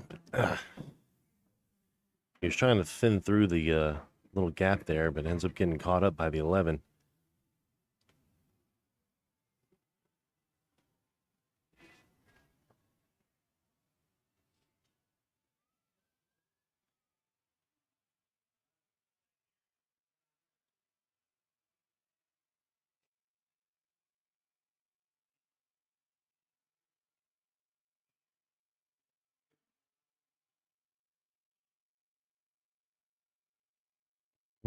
Maybe just thinning off the bottom of the one, keeping your cue ball at the bottom of the table there for Luis. I mean, you got to be really careful shooting this 11 where your cue ball ends up. Wants to roll to the top of the table, try to lay cover and leave him long.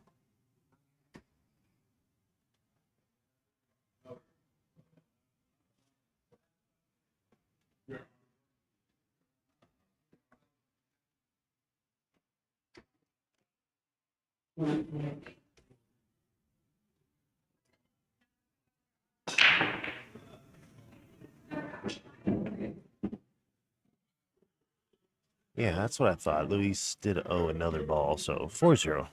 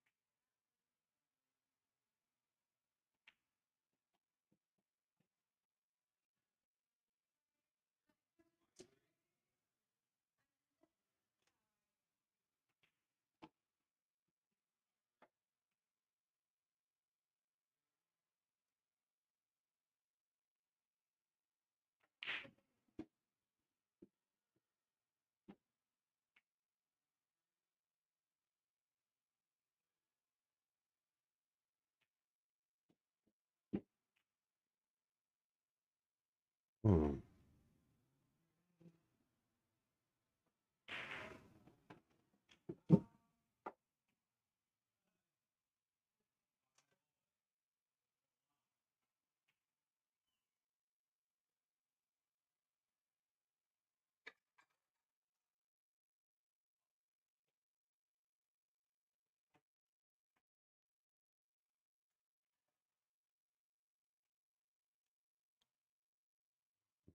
The fresh taste of caffeine. All right.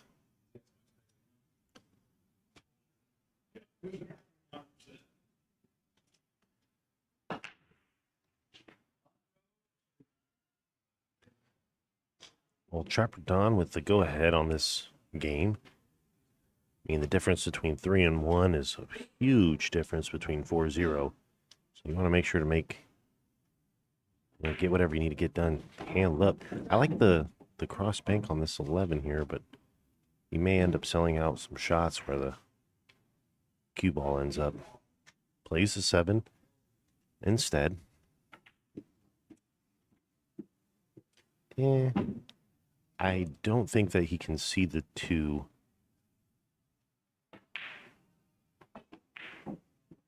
You can see it. Look at that.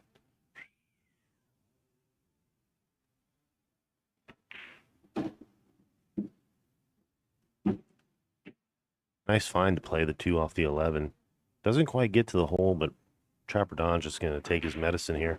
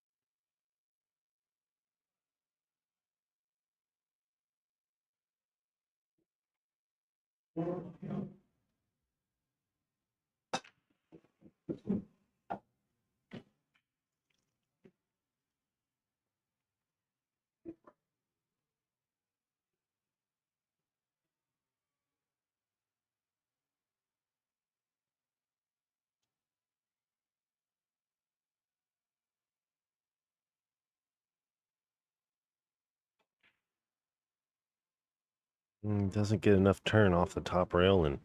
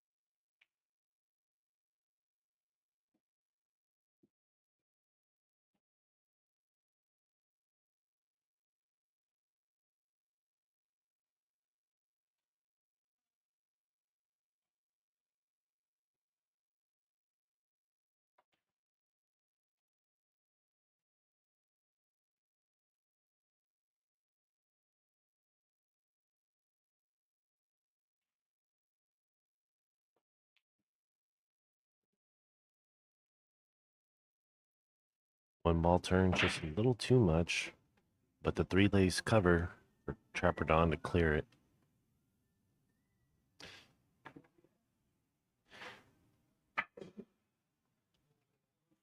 Maybe he's got a line to come underneath. Yeah, comes underneath and clears.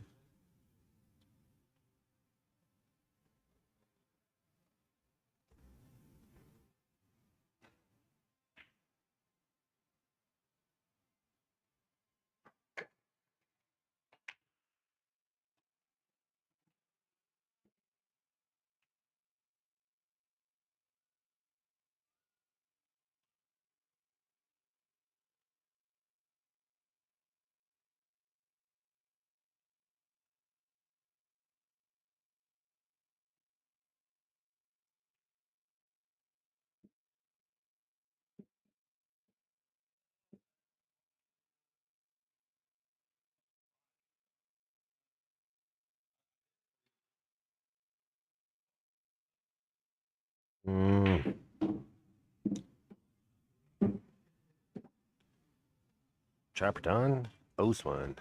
Pay up. And the point has been paid. Luis now.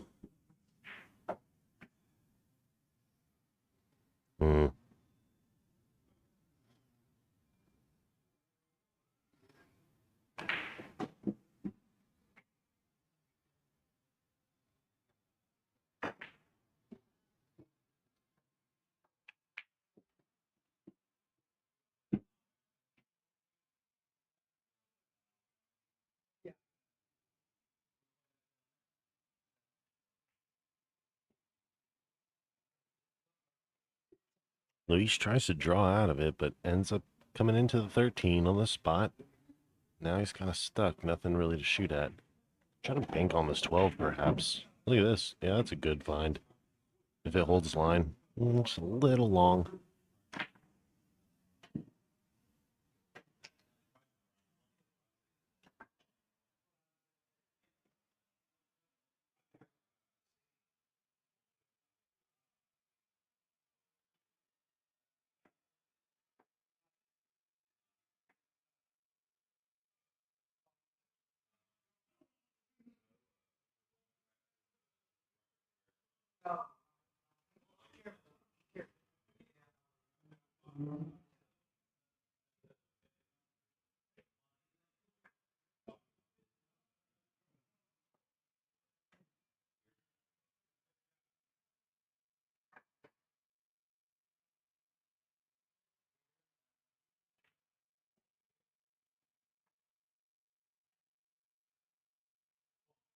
Nice job to pocket the ball and get back upstream here to start working the rest of these out.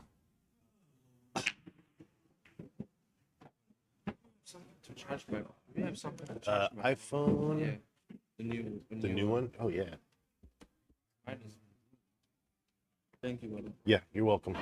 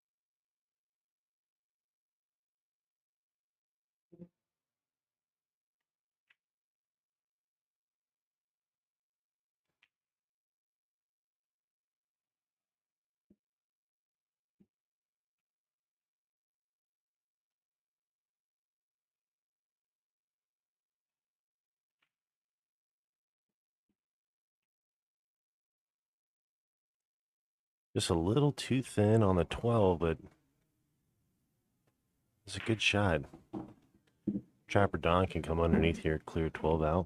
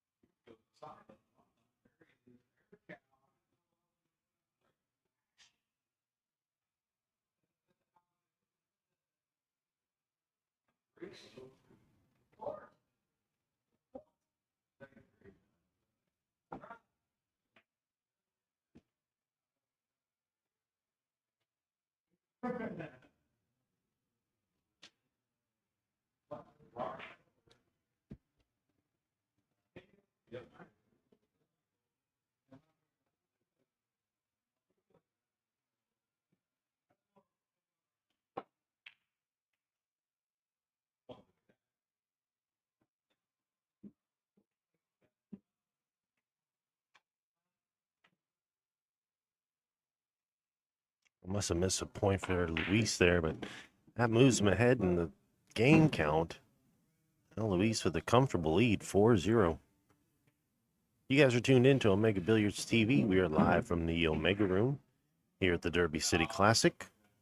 My name is Daniel Krupinski, giving you guys the colorful commentary, or whatever it's worth. Been grinding it out here for the past a lot of days, so definitely feeling the burn, but no pain, no gain, right? Luis on top of Trapper Don here, 4-0. And I do believe that Trapper Don will be up to break.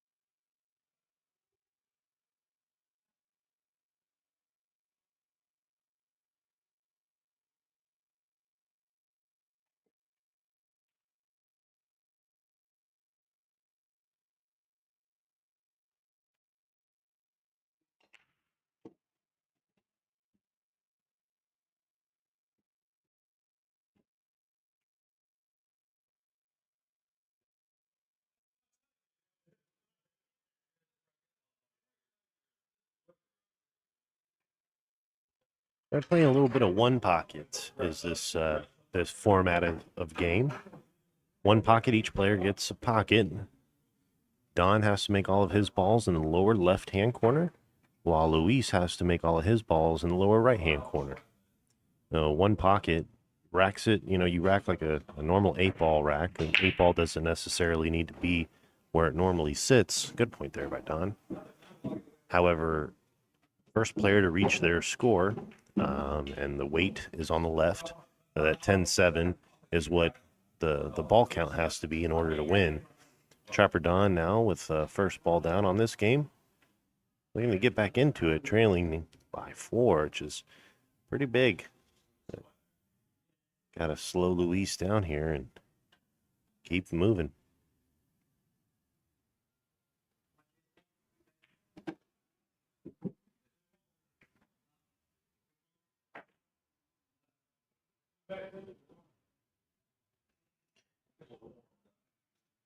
Yep. So the numbers in front of their names is the ball count that they have to achieve to win the game. So it's like a handicap, like on like in video games, get different skill levels, different handicaps in golf too, right? That's also a big application of handicaps. Looking at here, and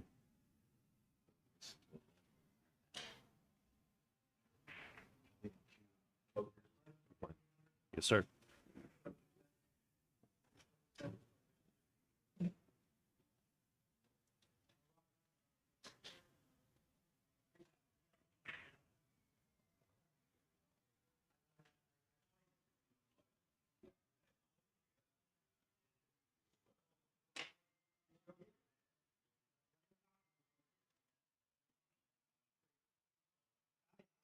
Yeah, Nicholas.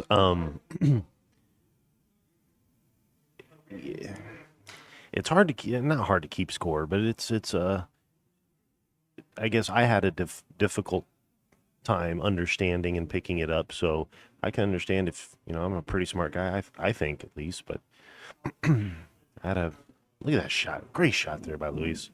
Yeah, I didn't really understand either until it was explained to me a couple of times. So if you don't get it your first time, that's all right. Get up, try again.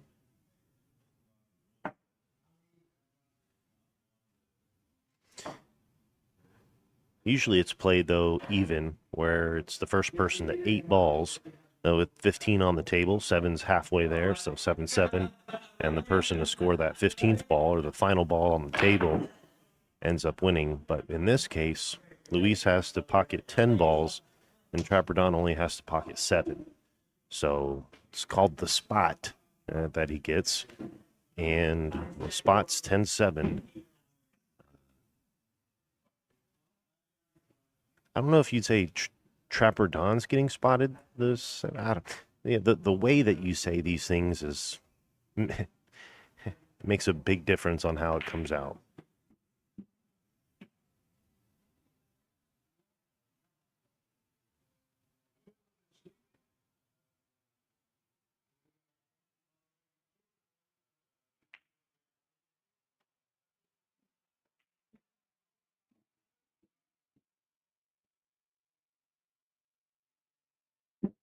Ooh, just hangs right up. That's okay.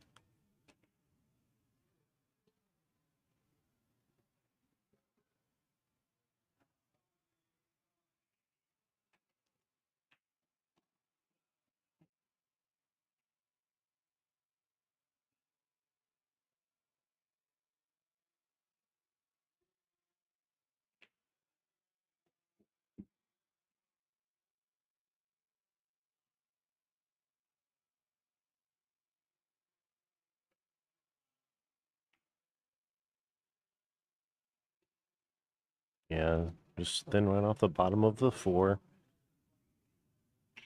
He's really watching. He's really concerned, if you will, about scratching off of the 4 because it's real thin coming into it and coming off of it. May just put you in a line straight to that bottom right corner pocket, which is not good.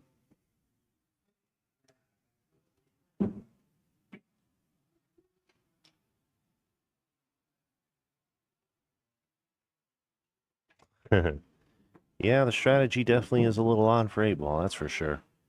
Um, yeah, the break is definitely a different break than an 8 ball break.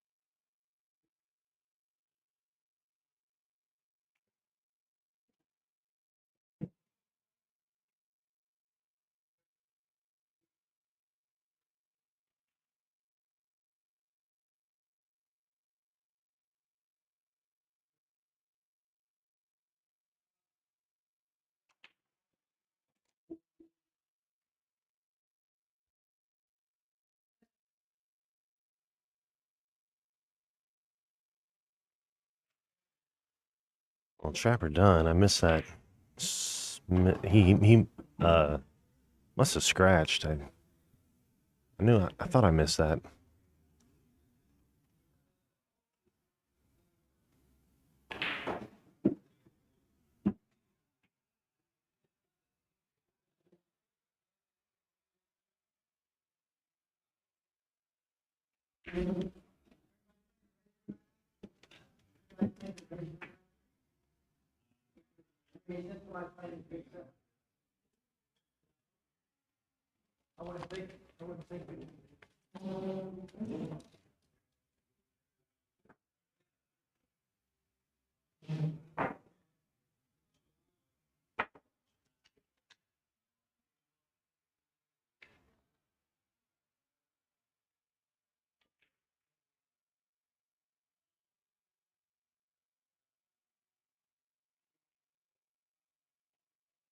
So Nicholas says to make an effective break on this, you want to hit the second ball and kind of slide the cue ball down the rack, pushing your balls to the side of the table that your pocket is on, of course, unless you like to live dangerously. I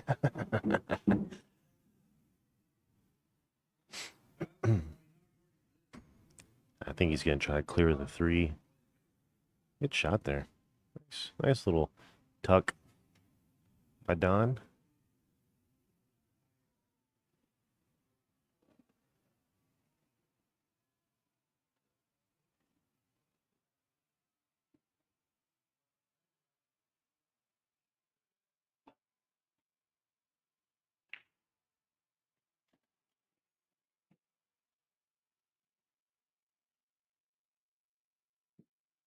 All right, Trapper Don looking right down this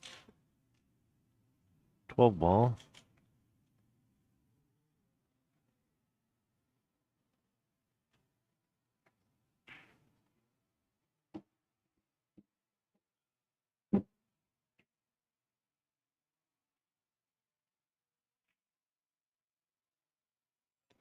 Right off the face of the 4 to play position for the cue. That was a good little find.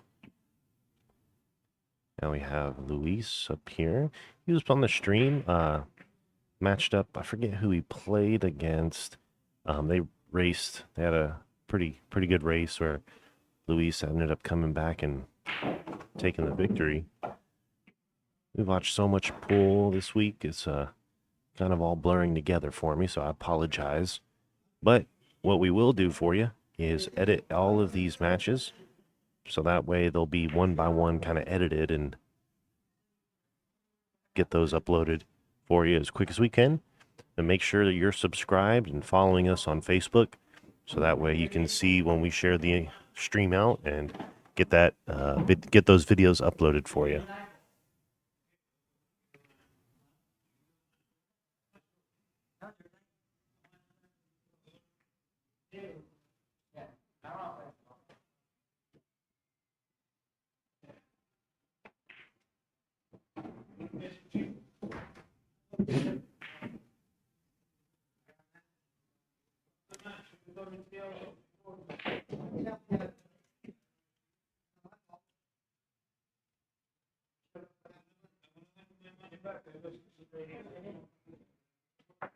You know, we showed up with half the money.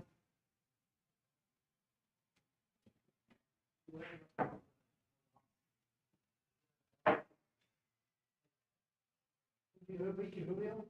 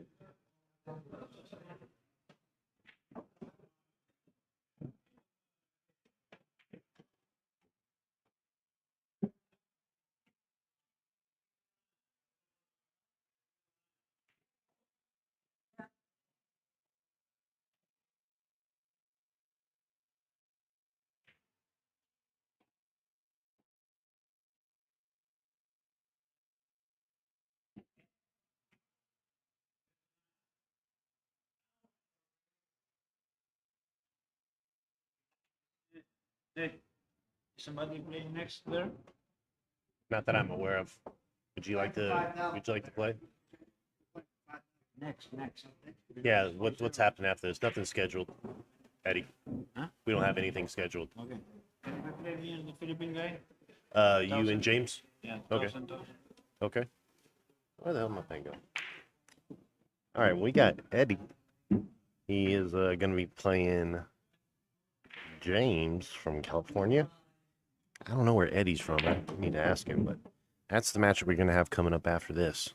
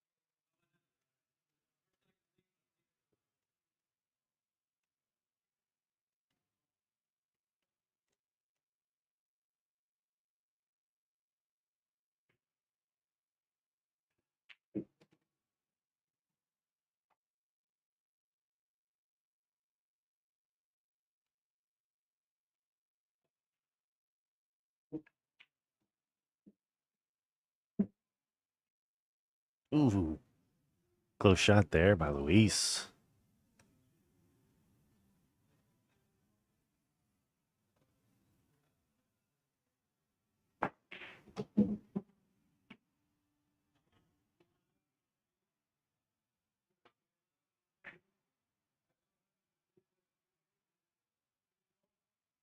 Hey, sending love back to you.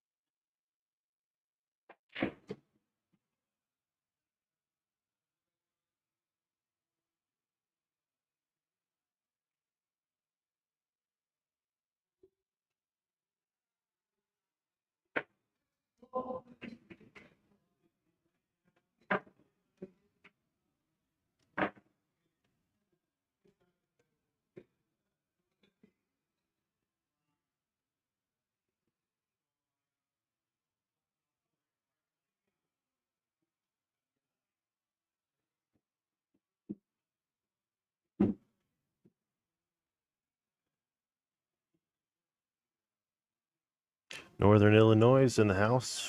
Chi-town. Sounds like Northern Illinois. Chicago, maybe?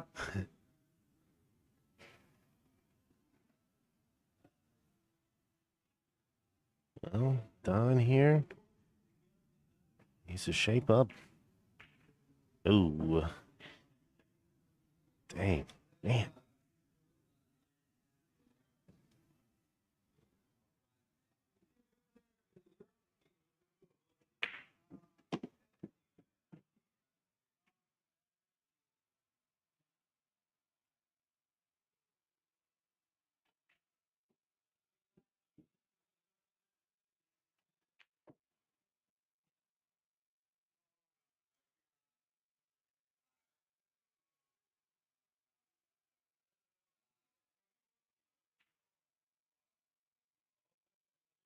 Look at that touch.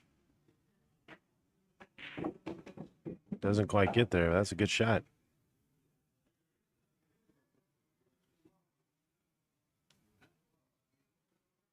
Don's got to try to come underneath this and clear it.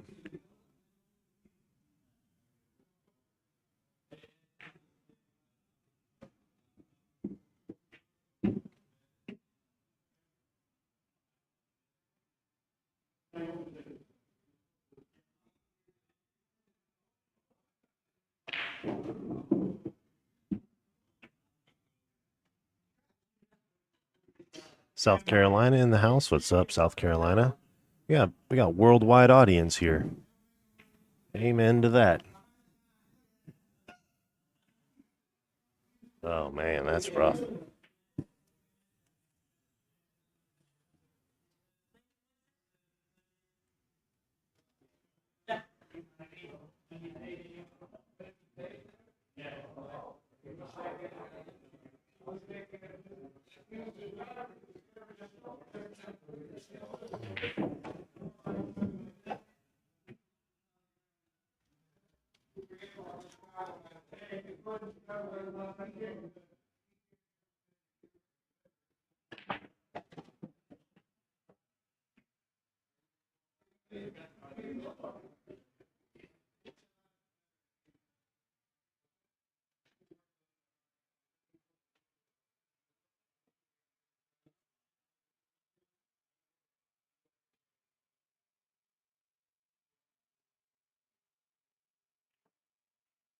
Nice shot there, Don.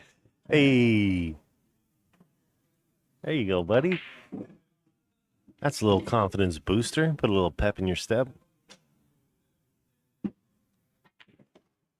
A little jingle in your bell, right?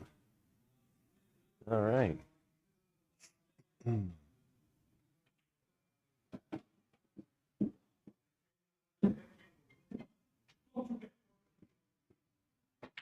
Lynchburg, Virginia. What's up, Lynchburg? Shout out.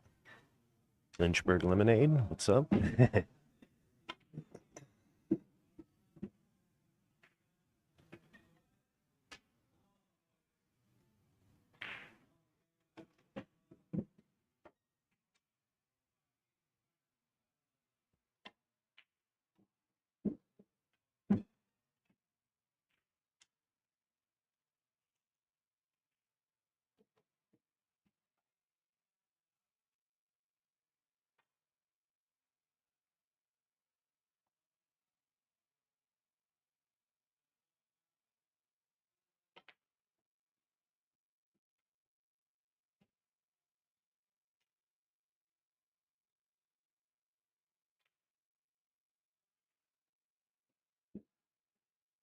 And Don on a little bit of a roll. Hey, there we go. Bronx, New York. What's up? Shots out to you. Sweet shot there. Don, there you go, Don. Boom.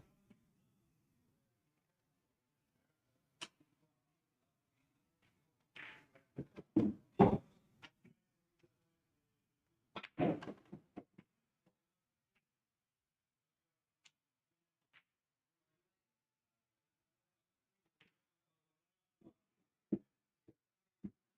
little more gusto, and he would have drained that one. Trapper Don, showing a little life.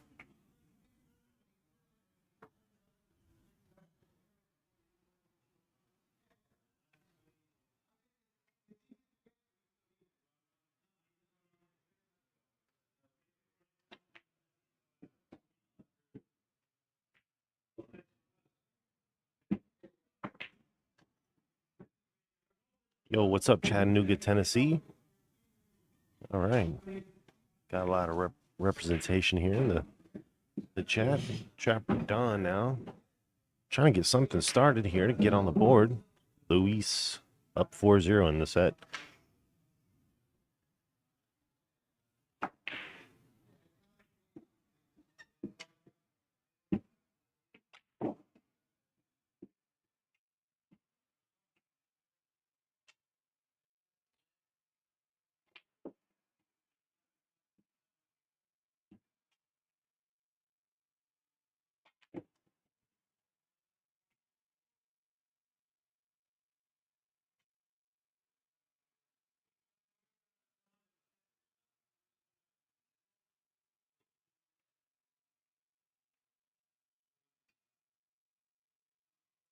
John gonna come underneath the 9 here.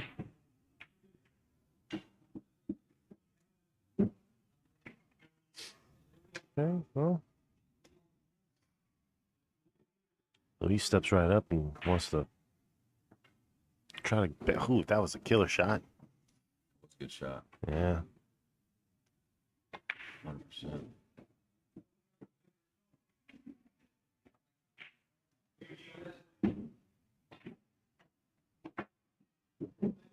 I think he just hung that one up. Yep. Mm.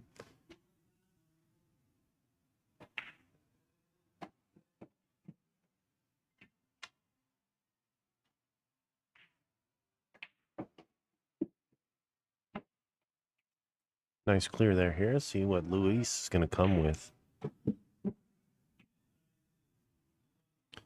Little back cut on the 4 up there. Yeah. Sick. That was a sick shot. Yikes. All right. That moves Luis to the hill. All right. Well, you guys are tuned into Omega Billiards TV. We are live from the Omega Room here for the Derby City Classic. Got a lot of pool action that has unfolded over this past week. Make sure you are following us, and of course you subscribe, so that way when we get all these videos edited, you'll be able to watch them and pick the matches that you guys want to watch, and instead of having to filter through the long broadcast, but we'll get it clipped up for you real nice. Usually it's alternate break format in one pocket, so for those of you guys who are wondering, it's usually alternate break. This all your stuff? Is it? Omegas. Okay. Yep.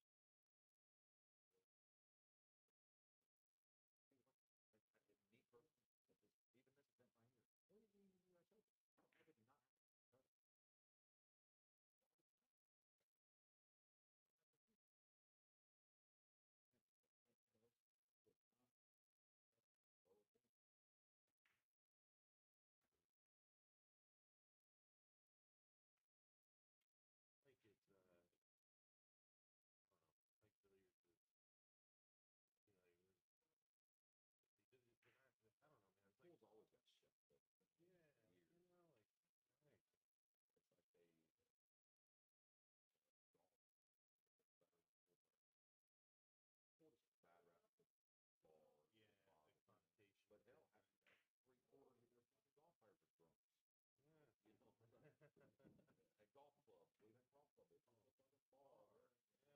Yeah. People always get drunk and play golf. I've seen some. Yeah, like by the time you hit the back nine, come on, man. Like, Yeah. you haven't done really. Them guys like millions, you know what I mean? Yeah. Well, I guess it's all about the money and who gets behind it, who don't, you know, all that kind of stuff. Quarters don't have the kind of money behind it, and sponsors and shit like that. Not enough people are interested or cares or whatever. You know what I'm saying? right. I guess that's how they look at it. Yeah. So, But then the question is, I'm looking on Facebook dating profiles, trying to find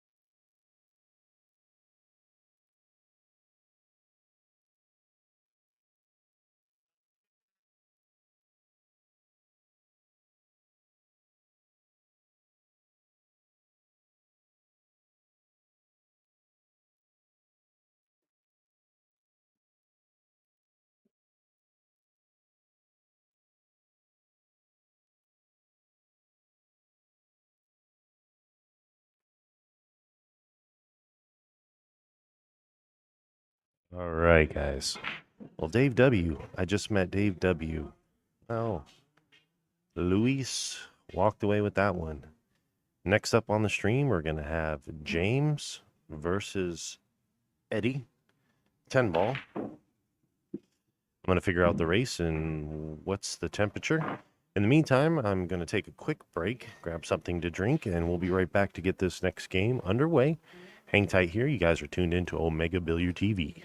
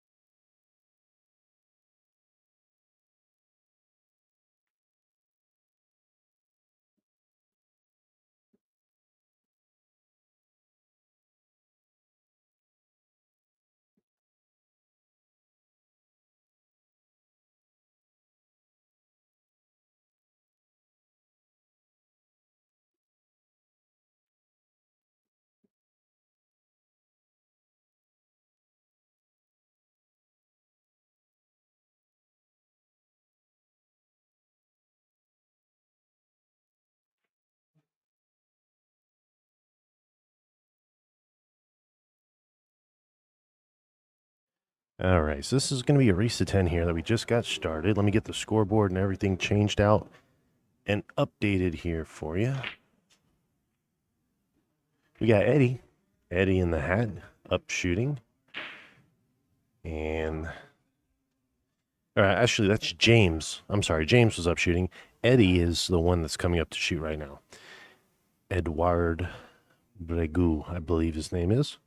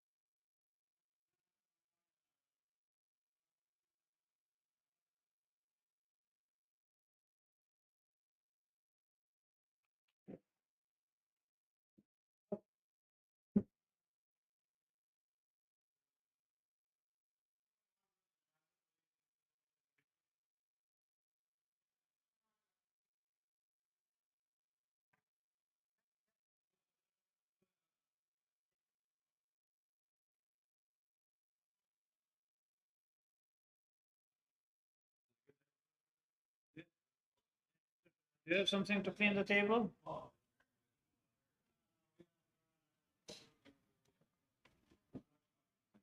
You're welcome.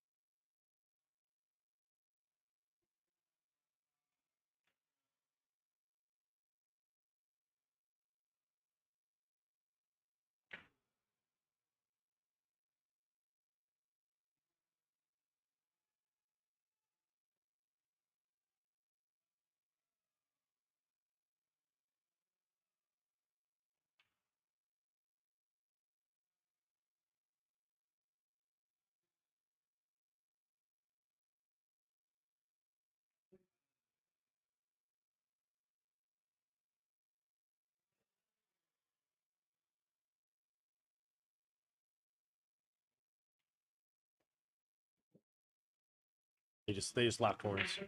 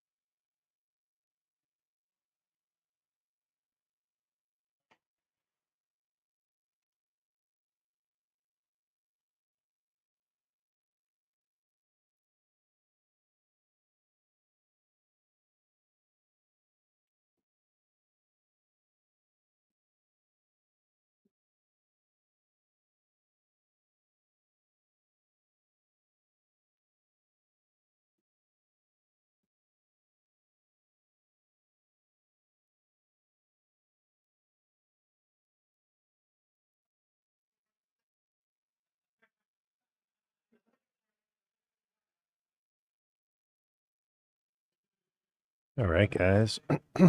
Welcome back.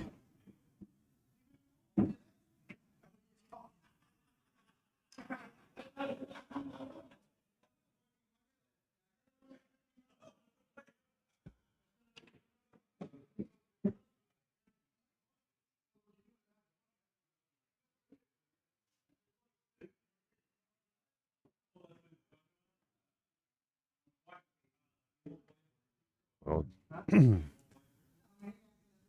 Eddie gives James ball in hand.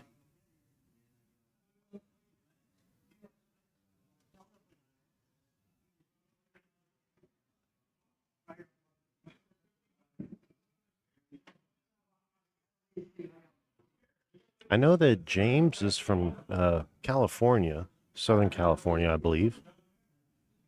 I don't know where Eddie's from. I first time meeting. Well, actually, no. Eddie was in the action room at uh, the International. We had it down there in Florida.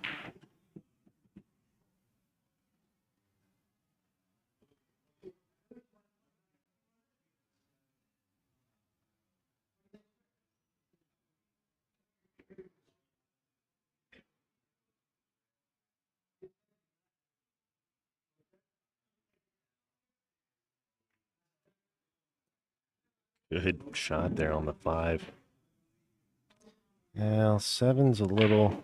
I mean, you can see the 7, so it's not going to be that hard, but there's going to be a little bit of commotion that happens when you play to the 7. You got to make the ball first. James there with an unfortunate miss. Eddie now back at the table, looking at getting a little run going. He's had a not really much open table, if you will. James locking him up with some good defense, but missed shot there by James brings Eddie now to the table, and he's got some momentum.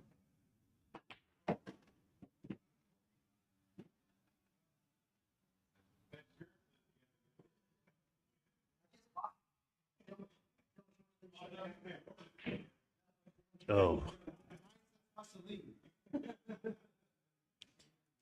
Just trying to do a lot there with the cue ball, trying to get it back out. He wanted to play I think he's trying to play the shape to get the 8 ball into the bottom left corner. Get back up table. James playing very, very smart and conservative.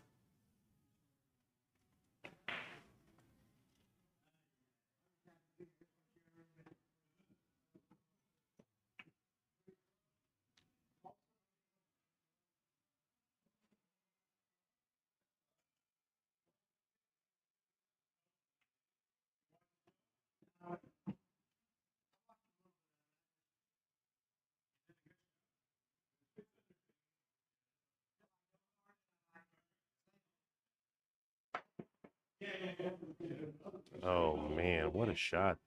That was a good try. This doesn't quite hit his mark, but good attempt. Big ask, it was a big ask.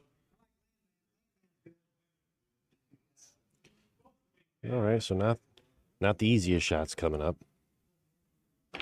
Looking at back cutting this 7 down to the bottom right pocket. If you can go ahead and hold position here. Ooh, I like that play.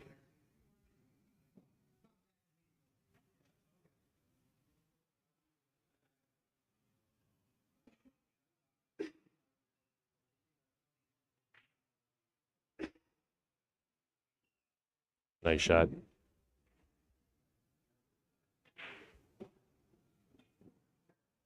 And there you go. James up ahead. Race to 10. They're playing even. 2,000 degrees of sweat between these two guys. We're in it here in the Omega room.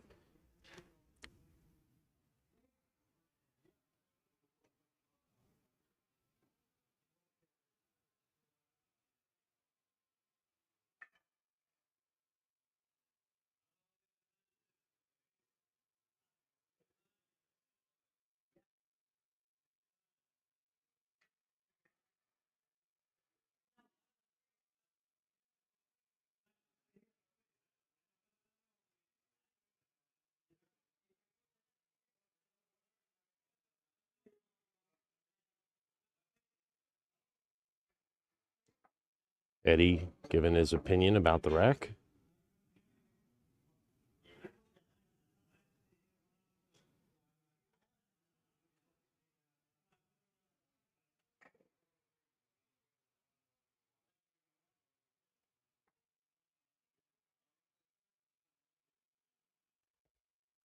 I'm sorry. Eddie got the first game. My bad, guys. 1-1. Oh, huge break.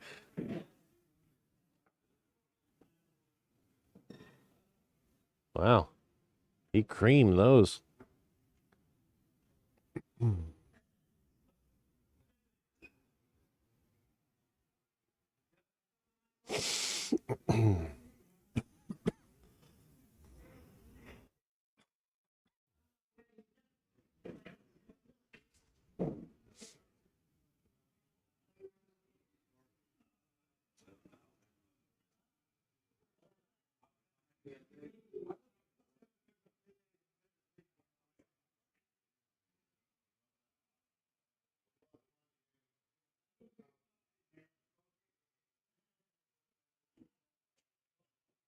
I don't know what's going on here.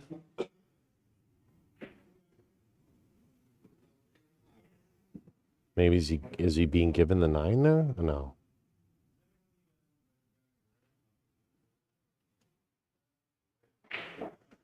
No way. Is Eddie getting weight from James?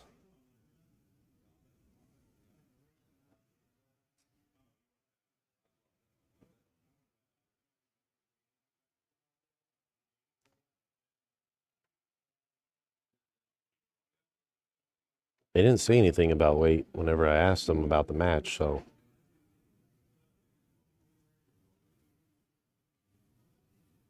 You okay for this match?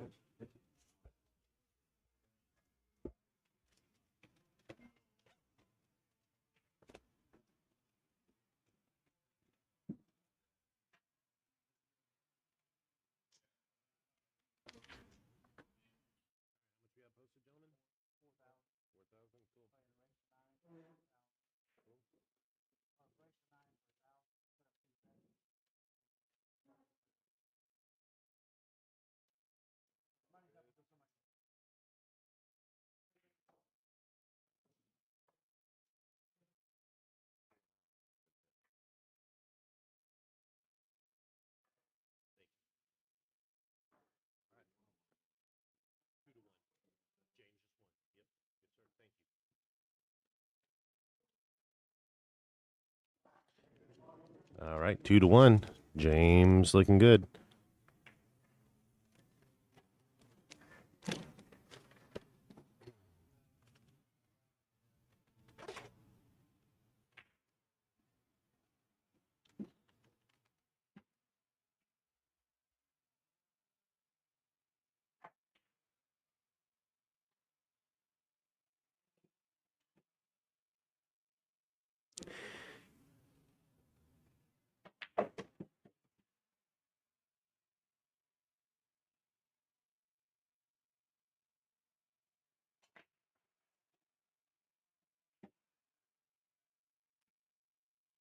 Looks like a little bit of a loose rack on that break.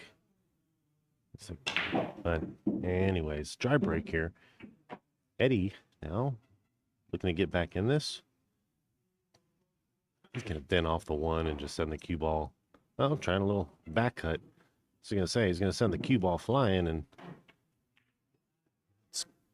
goes for a ride. Ends up sitting pretty snug to the 2 ball there. And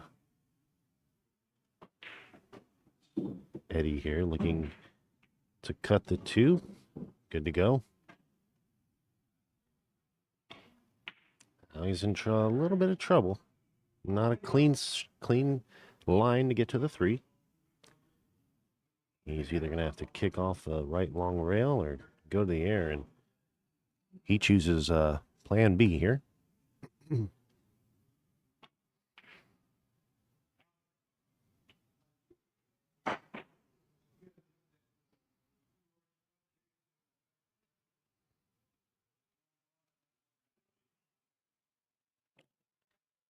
Call pocket 10 ball. And Side pocket was the call and ends up turning over the frame to James here. Ooh. Still, it's a little cluttered up there.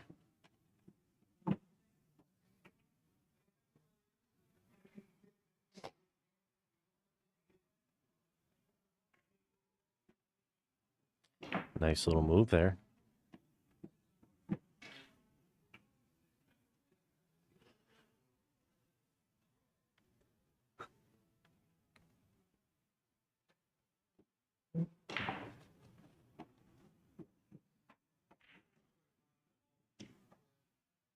Dings it.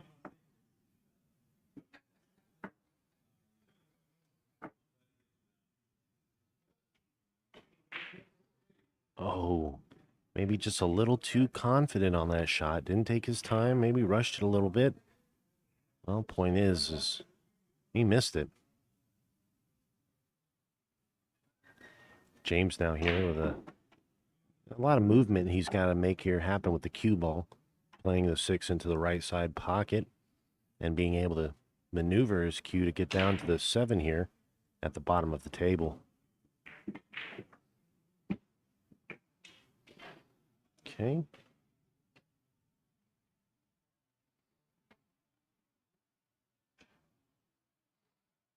Looks like the 8 ball goes as well, so he's able to play off the 7 and, you know, kind of let his stroke out on this. So that cue ball has got a little distance to travel, so you can kind of not have to play with so much focus on your control. Oh, stings it. Good shot.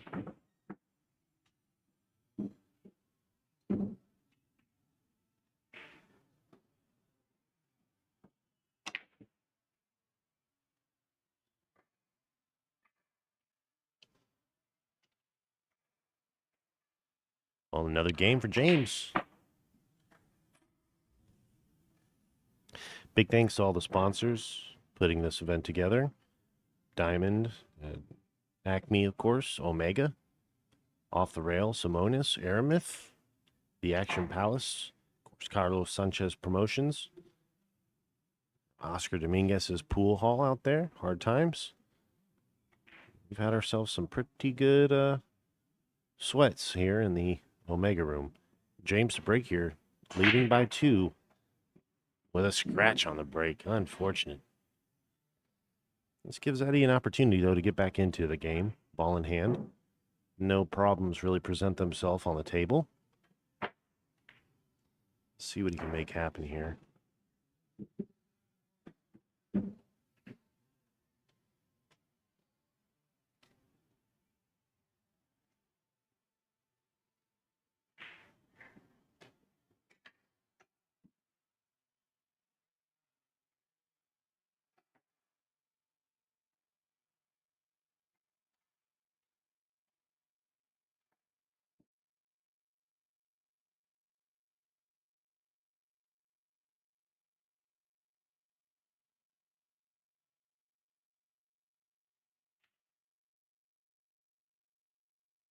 Oh, wow. I don't know how that one didn't fall.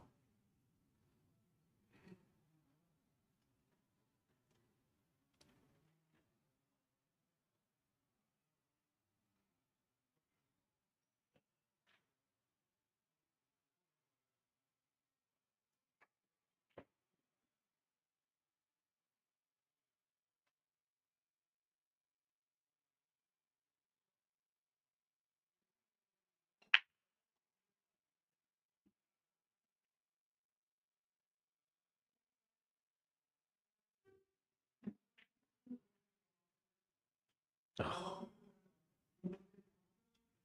They played good shape to play the 5. I do not think that. Looks actually from this angle. From this angle, it looks like he can get a piece of that 4. That was a good shot. Ooh. Avoids a scratch there. Falls a little flat on the 5. A little out of line there.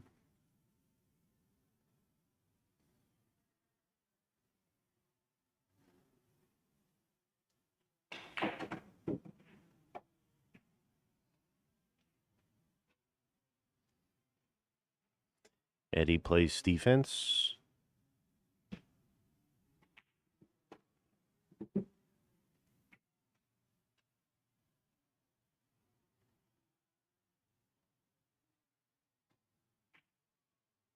That was a good back cut there on the 1-8. Helps out. And it doesn't roll into any trouble either. Yeah, James looking good here, guys. Race to 10. Good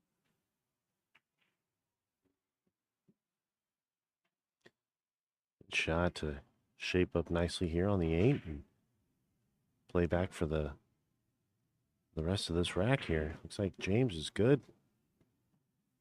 Well, not out of the woods yet.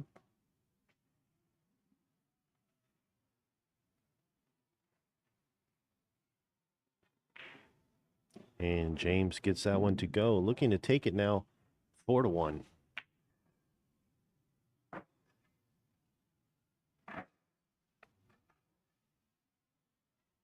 You guys are tuned in to Omega Billiard TV. Make sure if you haven't done so already, drop a like, share the stream, and support the free broadcast here that Omega has brought to all of the fans, giving everybody an inside glimpse into the Derby City Classic Omega Room.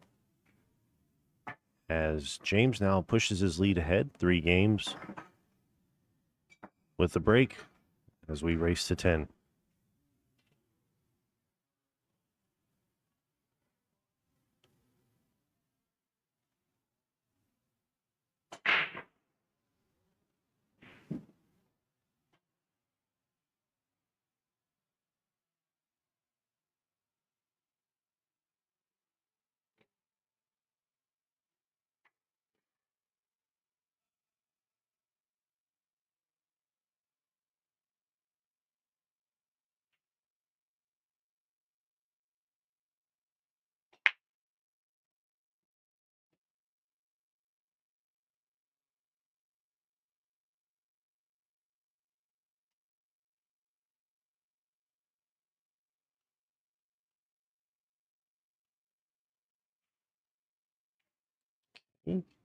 Good shot there on the 1. Shapes up nicely. 2. You got your 3.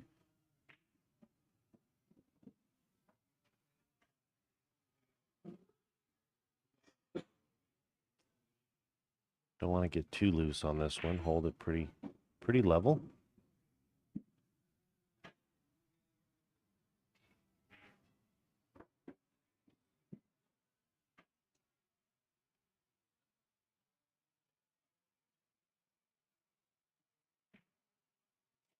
Another rush shot overcuts the 5, sending it into the bottom rail, and James now back at the table. No clear shot on the 5, wanting to play off the long rail. Ooh.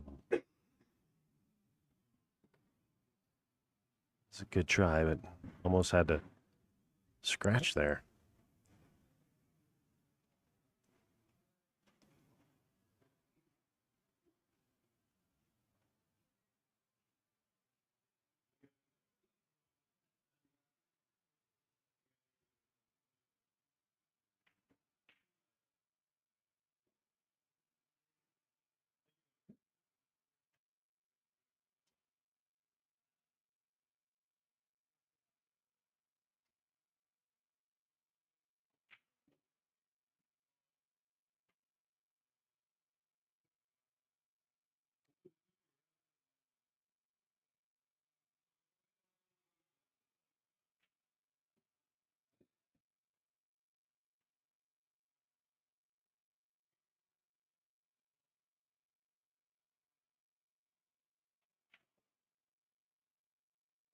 Clean stroke there. Eddie looking to make this a 2-game deficit as Eddie moves ahead, trailing now by 2.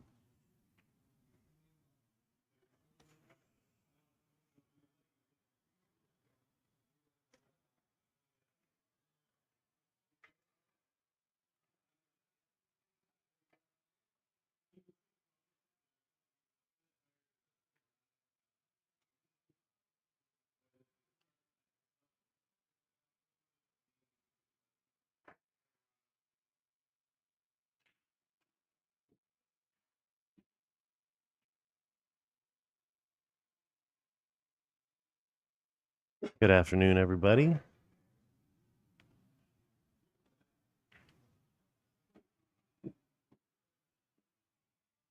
He's getting the 9 ball. Okay. I'm just checking the chats.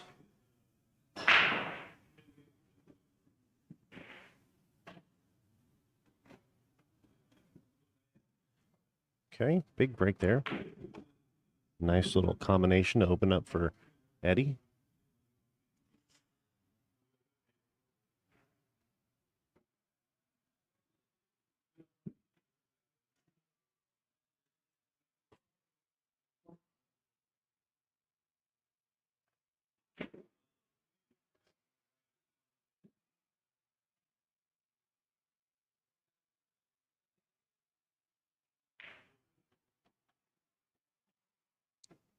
I don't know if that 3 is going to go bumping into the 4 on the way in, but well, maybe he'll go clean. Yeah, no, bumps the 4. Look at this bump. That's what I'm talking about.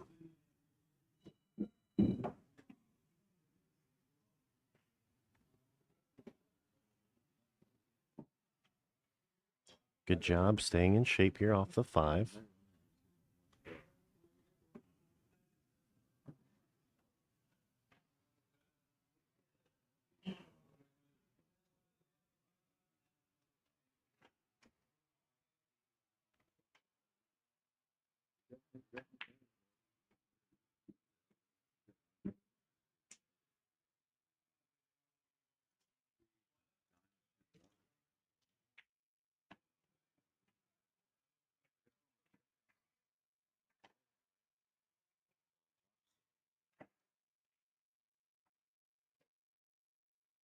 Oh, no.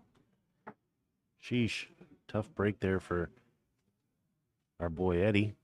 As James here steps in this easy 6 right into the top left pocket there. Stop, play position for the 7, simple, and just roll up and get on this 10 ball. Sweet. There we go.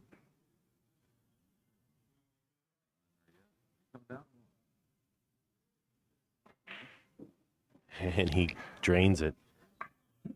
All right.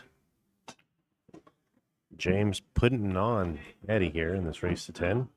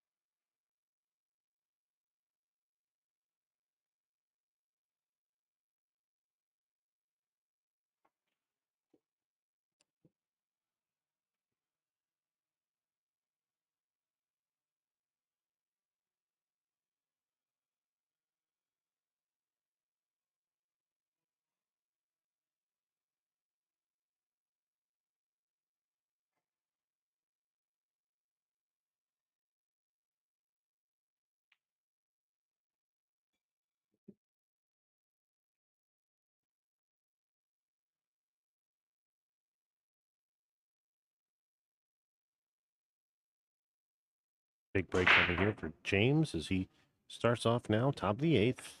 Is it going to be a try? Right now. All right, well, the 1 falls, but the 2's kind of covered up by the 5. Opening shot here for James coming out.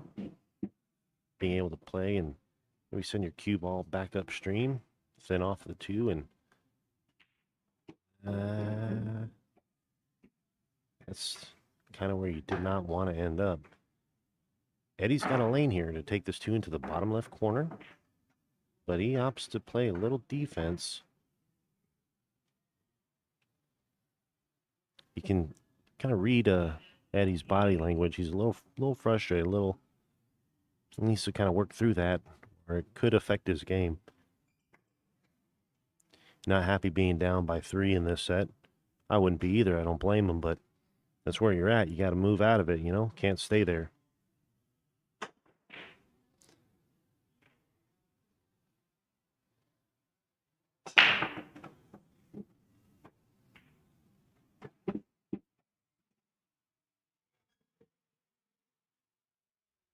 All right, I'm gonna walk out.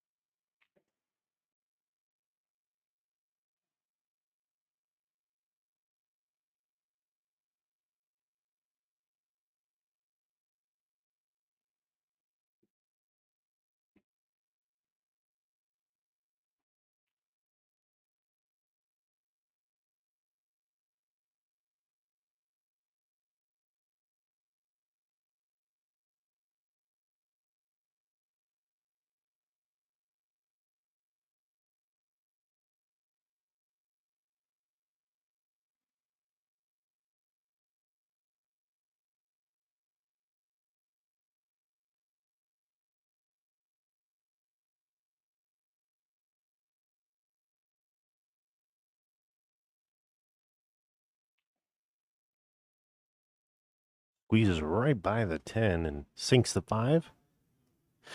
Yeah, he's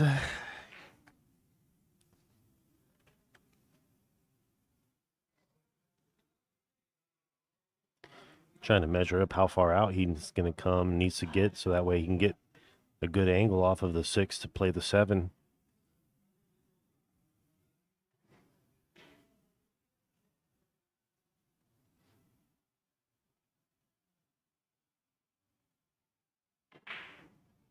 Oh. A little bit of a cue movement after the shot may have caused the error there for James as Eddie now steps back to the table looking at this 6 ball. Doesn't really have to worry about shape. You're on natural tangent there to hit the 7. Find your spot.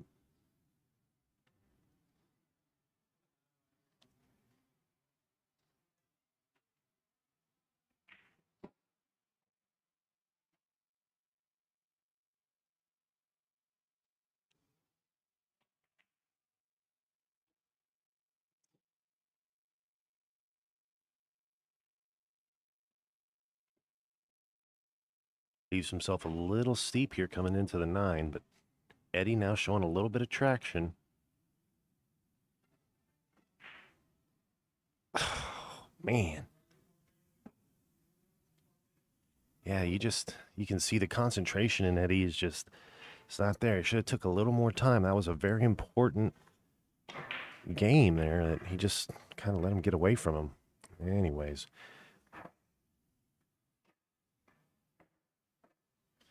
Looking at this score, it's definitely reflective of the play. Eddie missing a couple of shots on like the 8 or the 9, and James is able to capitalize on those mistakes. Definitely he's in, you can tell that Eddie's in his head. He's his own worst enemy right now, if you will. James here looking pretty good, playing well last night. Up to break here, heading in the top of the 9th. Big break from our boy James. Nothing falls. Open table.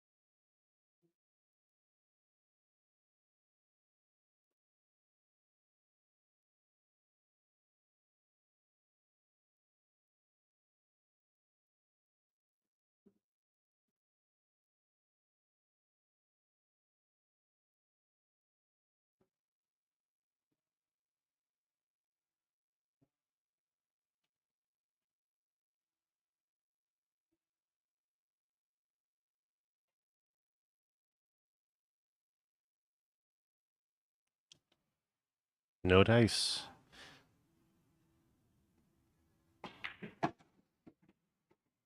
Eddie's, you're not out of it yet, bud. You can still come back and win. I remember watching Tyler Steyer when Mario He was on the hill, missed the 9 ball that moved, and Tyler was able to come back. I think he was trailing on a race to 11. It was like 10-3 or something like that.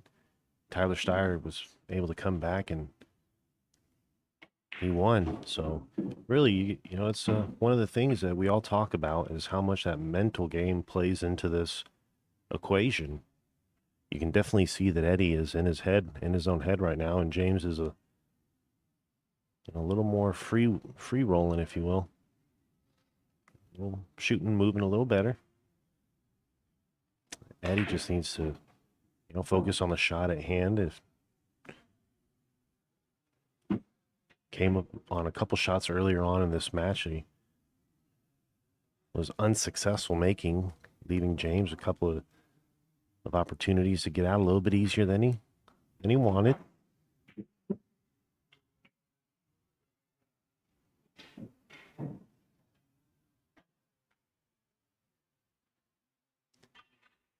Eddie gets game.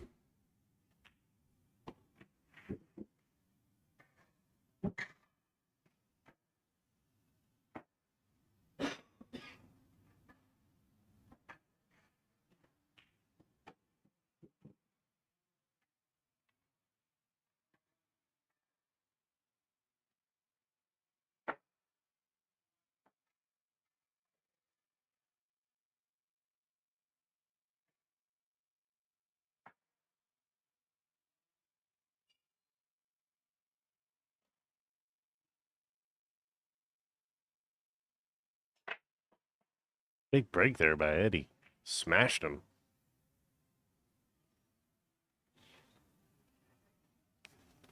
Nothing falls, though. A lot of commotion, but no dice.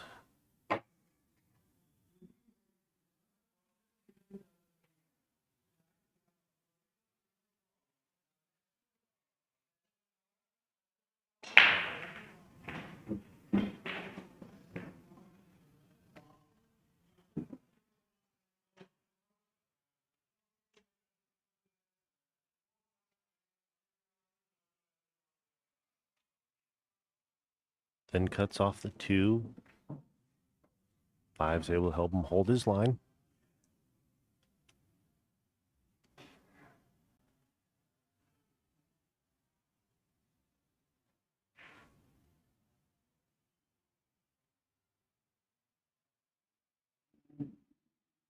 That's an unfortunate miss. This is this is Eddie's opportunity to capitalize here.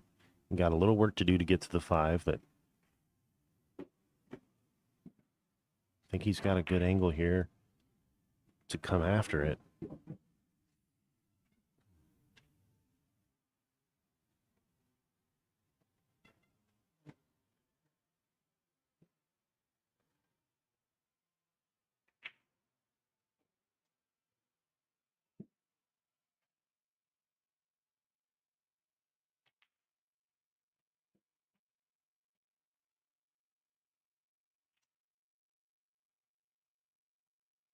Ooh, narrowly avoids a scratch there.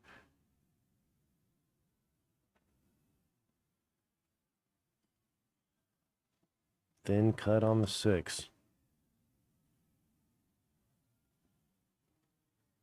And a lot of distance to cover. The 6 is sitting at the top rail about the middle diamond, and he's got to cut it in, sit maybe about 4 inches south of the top rail, and he's got to cut this 6 ball in. And he's shooting almost from past the middle of the table, but little half ball hit, defense shot. Those always work out really successfully. Real easy to play defense, Just half ball hit and send the object ball and your cue ball to the opposite rails, opposing rails, whatever you like to say.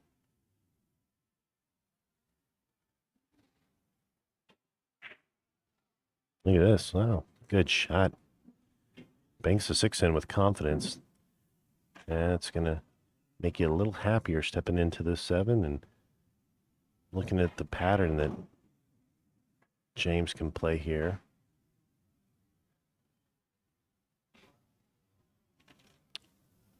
Just pop it and hold position for the 9 to the top left corner. There you go.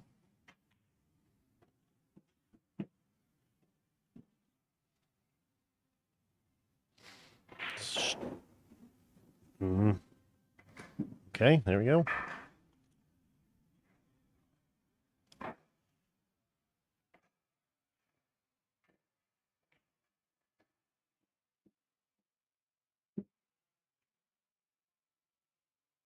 Well, 7-3. James moves ahead.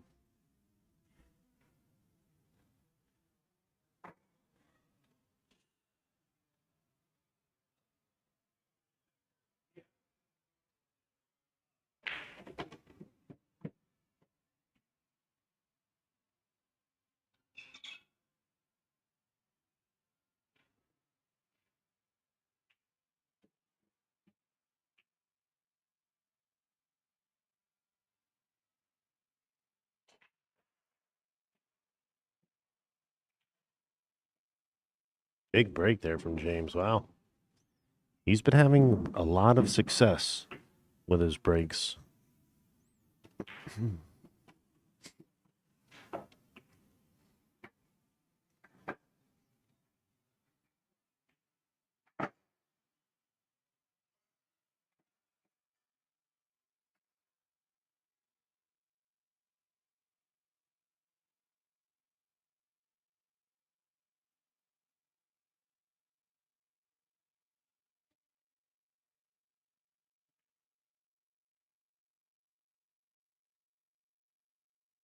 Not happy about that.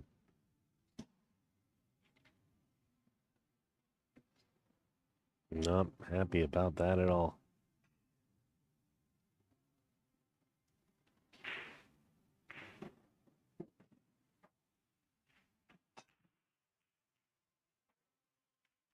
James forging ahead here. Race to 10. Only needs 2 points. He's got Eddie on the ropes, looking to finish him off. Will Eddie be able to get back into it? Seems like he's he's being one of the toughest on him that he, he's being super, super tough.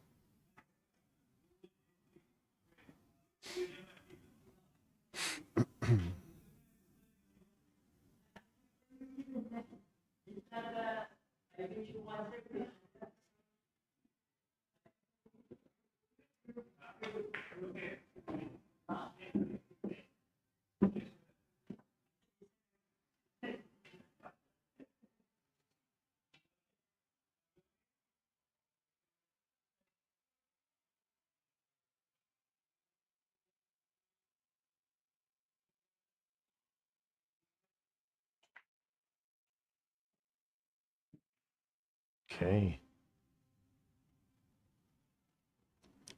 Big break by James.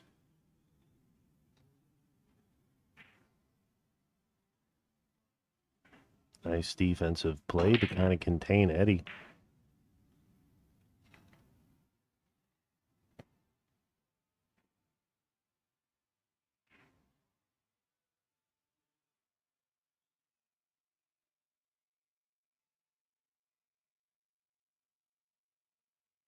Ouch. Ouch, ouch, ouch.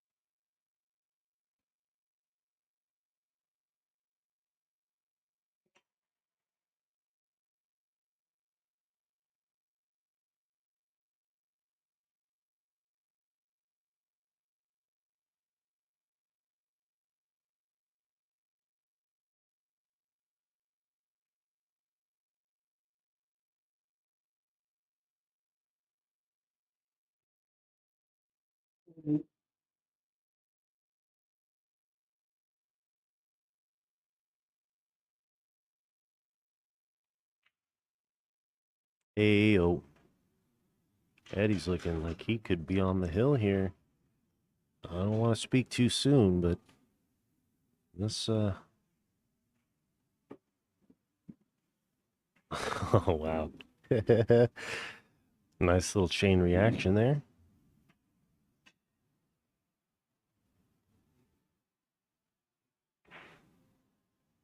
Oh.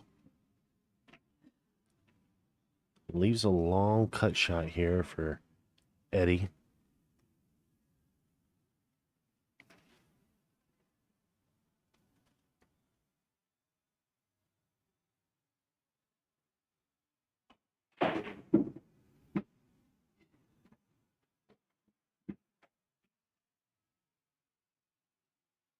How Eddie's got to come with it here.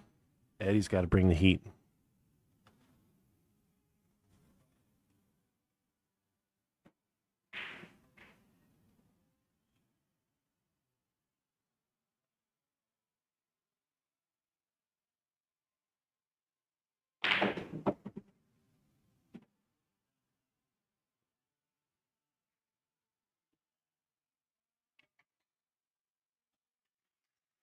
Tough miss there.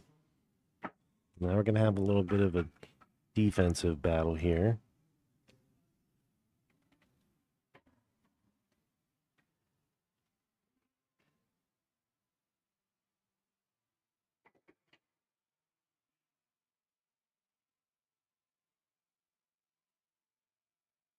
And nicely played. I think he can still catch a piece of this.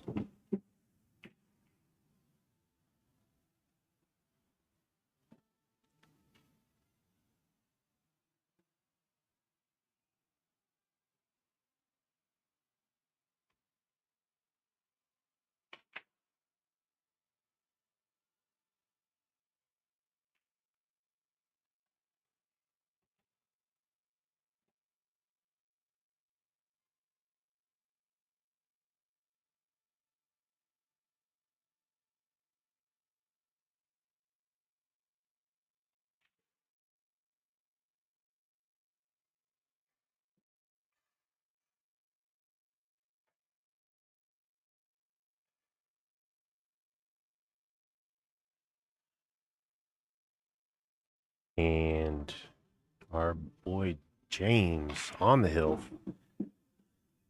Looking good to take this set.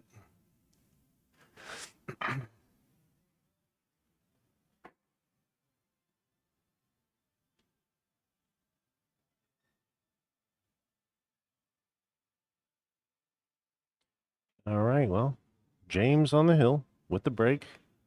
Eddie on the ropes, trailing by 6.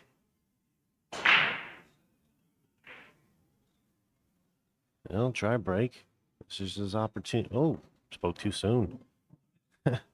Yikes.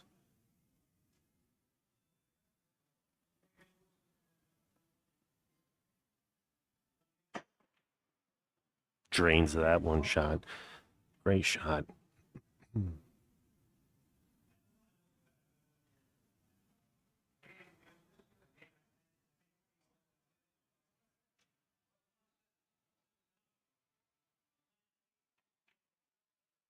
Ooh, barely cheats, barely makes that one and cheats the pocket, and he's lucky that is not still on the table.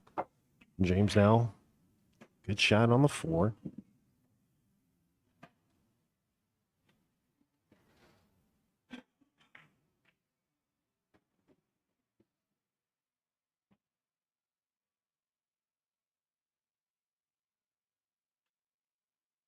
Play the 6 and come down underneath the 7.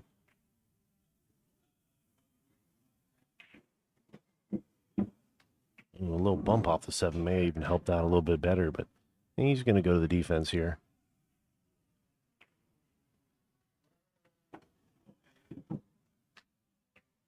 Nice.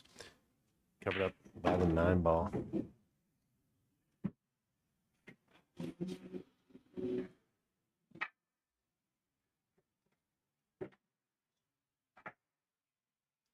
on than that, but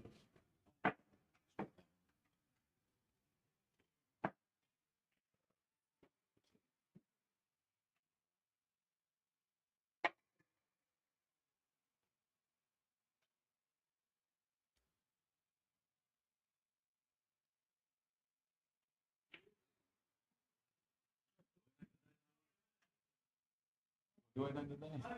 Play somebody?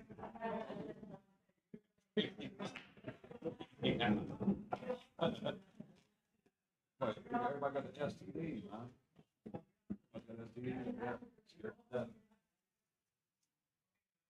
Guess they call Harvard's supposed to do something. Buddy said, I didn't even play earlier.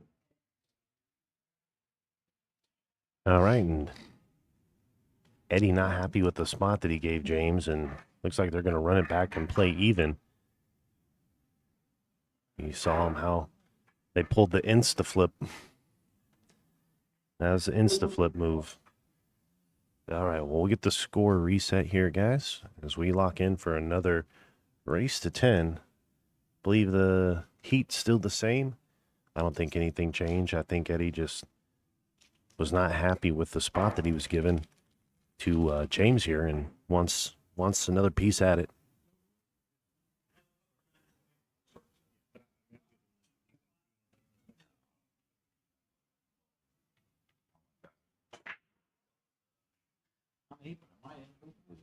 Yeah.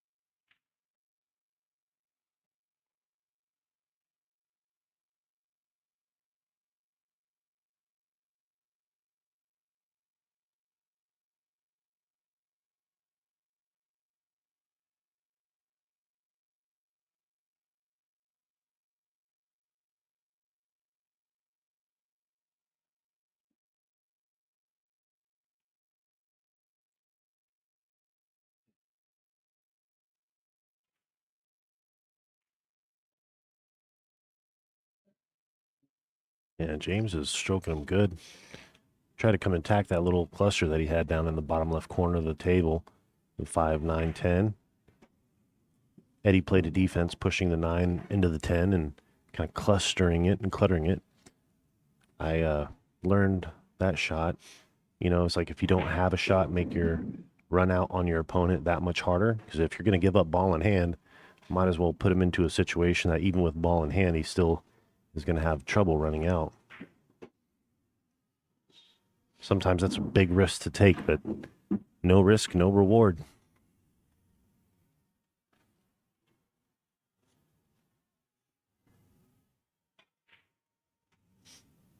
Jeez, what happened there? Another shot that just came. Pocket spit that one right back out.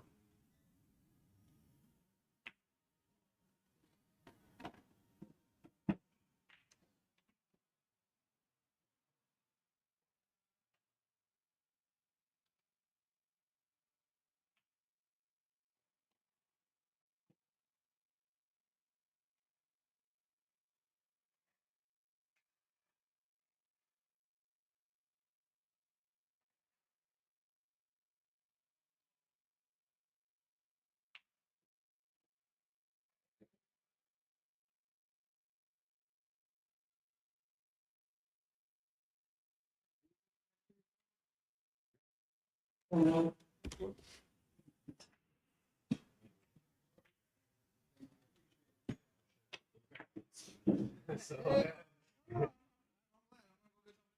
yeah, man. That's pretty good. What'd you get there? Meatball supper, not bad. Oh yeah. I'm gonna give you a little something here in a minute. Yeah, I feel I'm running off fumes here. I feel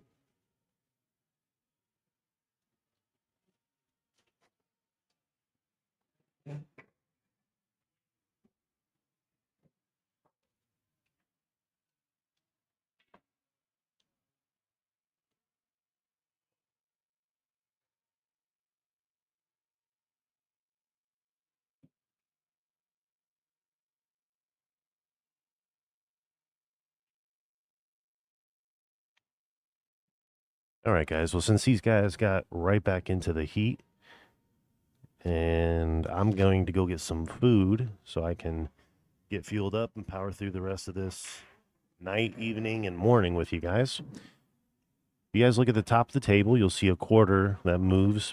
You guys know how to keep score. Each one of those diamonds indicates a point.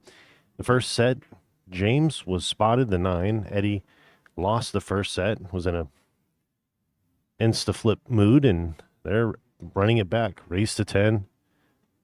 2,000 degrees of sweat, and James here looking pretty good. My name's Daniel Krupinski with Omega Billiard TV. Stay tuned here, and we'll be right back with the live scoring. For now, sit tight and enjoy the match.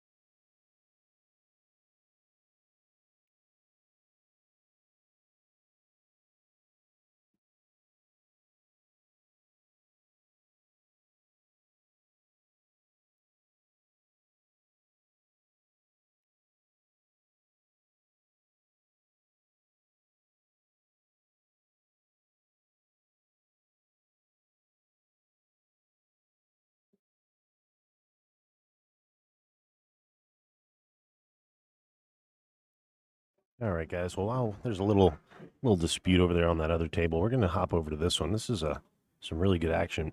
I know Kevin Ping. I don't know the other gentleman's name. I'll get that figured out for us. But in the meantime, I got a little cheesecake and some Pepsi, so we're good.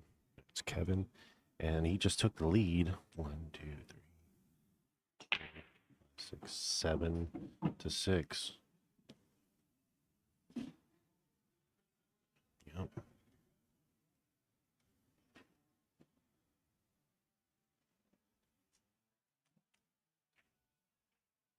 Hey, Brad. Brad.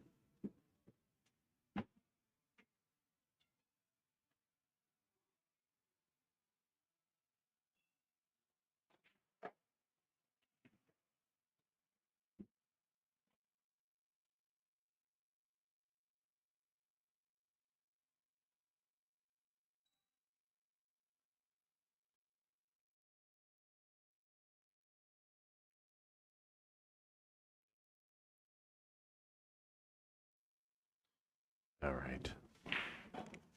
I didn't get these guys information, but this is just such a neck and neck race over here. I wanted to get it loaded up for you so you guys can watch this good clean pool over here. It's all about the stroke and the skills, baby. Remember that.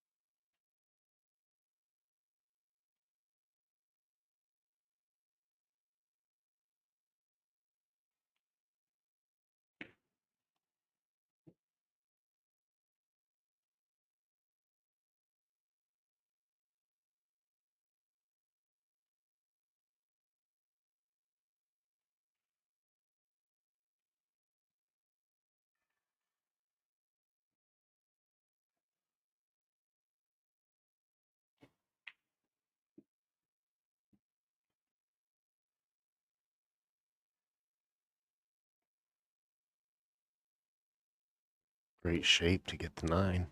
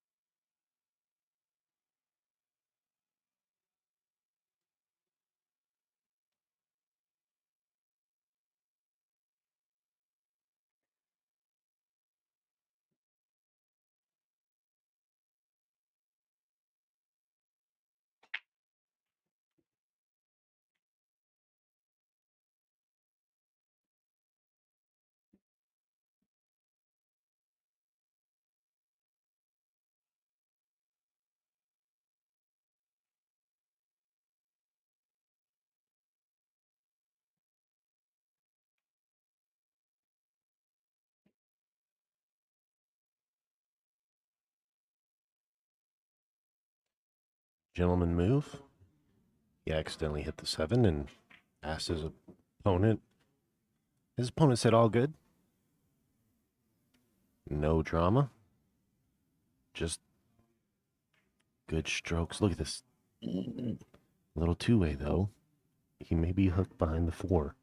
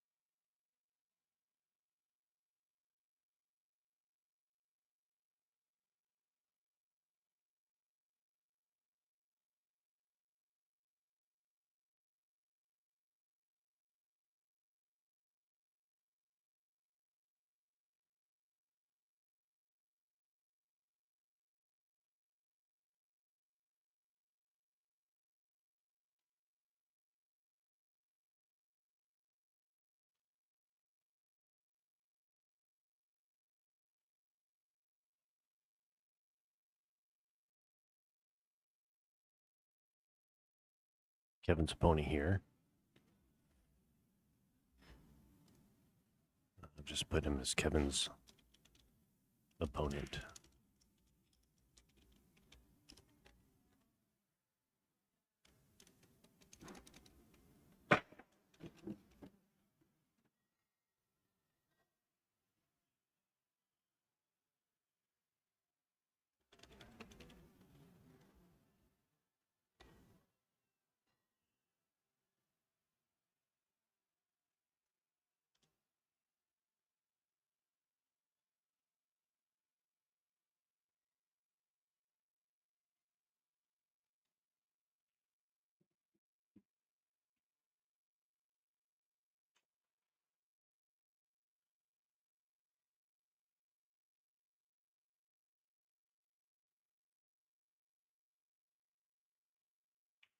Ooh, good play there to shape up to the 7, be able to thin this into the side, or maybe even want to.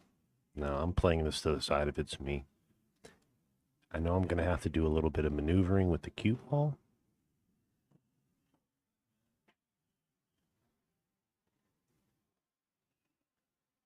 I have to load up here.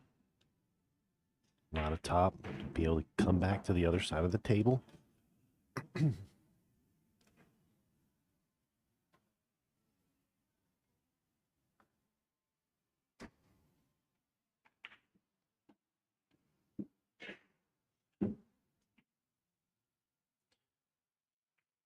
Kevin's opponent drains it.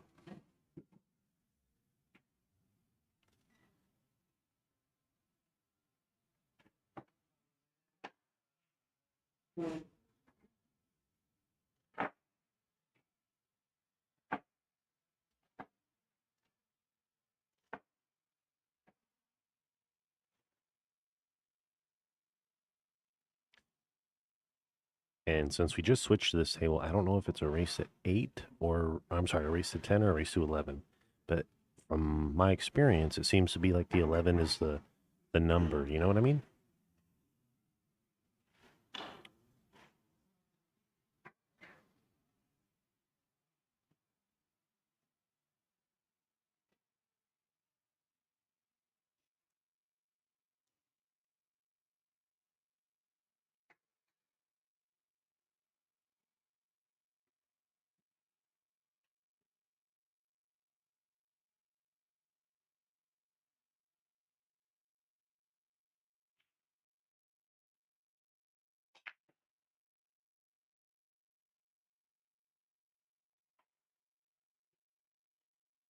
Ooh, dry break. No easy look at the 1.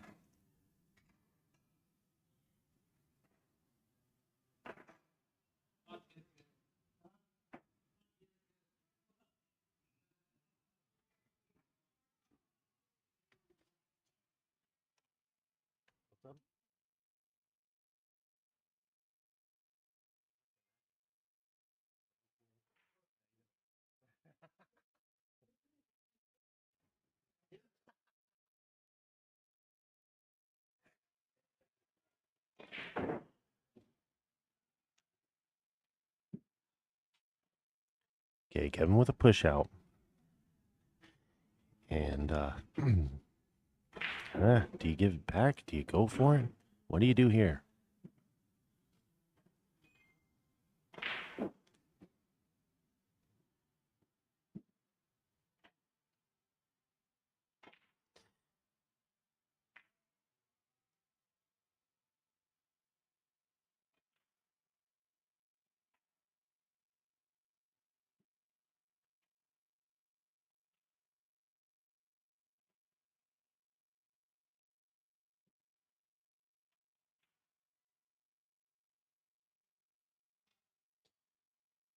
Hello, everybody. Welcome back. If you're just now joining us, we have Kevin and his opponent, which I'm sorry I didn't get the name or the race or anything. We just switched over to this table because there was a little dispute on the other table and we didn't want to, that's never a good look.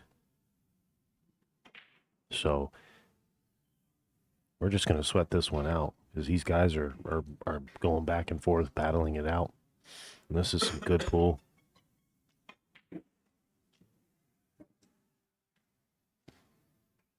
So a push out shot here. Kevin is getting a taste of what he gave to his opponent there.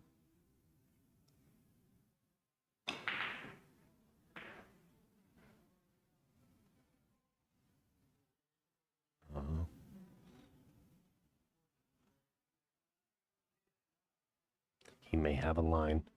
He may have a line to get to this 1, squeezing it in between the 2 and the 7.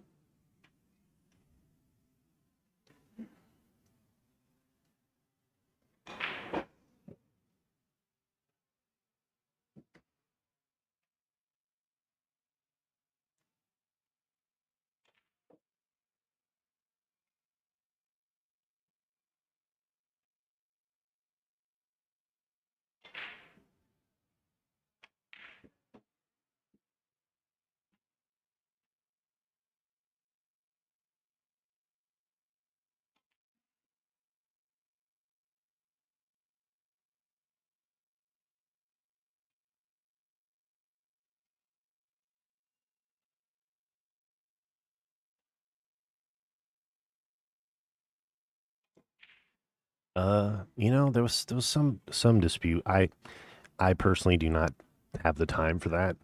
And really, we don't want that action in the Omega room, to be honest with you. If it's bad action, you can take that somewhere else.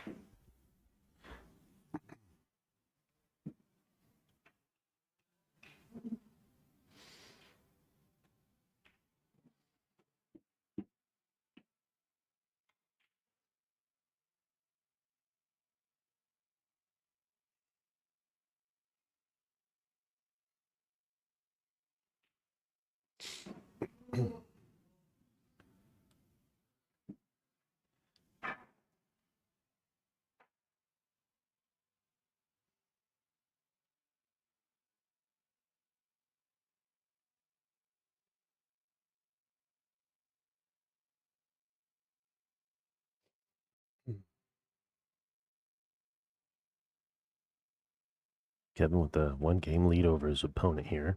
He's sizing up the 3 ball. He's looking at the 3 ball in the bottom right corner. Got the 4 sitting across the table. Pretty comfortably, though, for the left. Play this here, and off the rail he goes. And still nothing clear.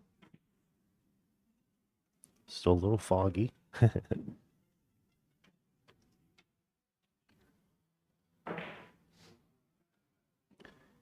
And do you go for the 3-8 combination here?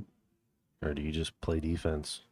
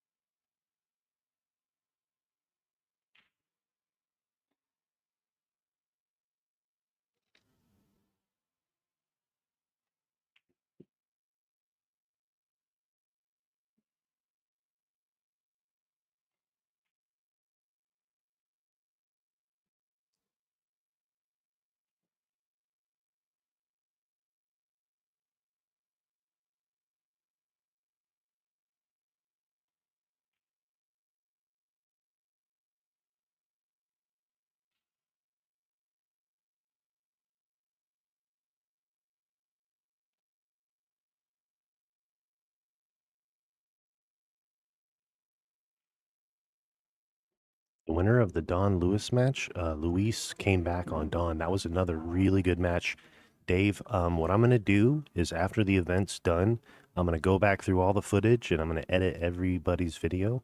So that way you guys can, not have to scroll through all the hours and hours of footage, but you guys can select which match you want to watch. So make sure you subscribe here. Keep it tuned in. I'll get that all taken care of for you. It'll take me a little while to get it done, maybe like a week or 2. Maybe not. Maybe a little quicker. We'll see. Right now, though, Kevin's opponent locked up behind, not clear sight here, behind the 6. Needs to come with it. Takes a good roll. Okay. This is where it gets a little sticky. You don't want to fire at this combination and end up missing. You got the 9-ball down there too to kind of keep in mind.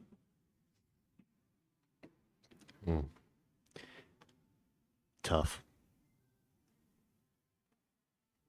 Oh, Dave C. Absolutely, sir. Or, yeah, I'm going to go with Dave.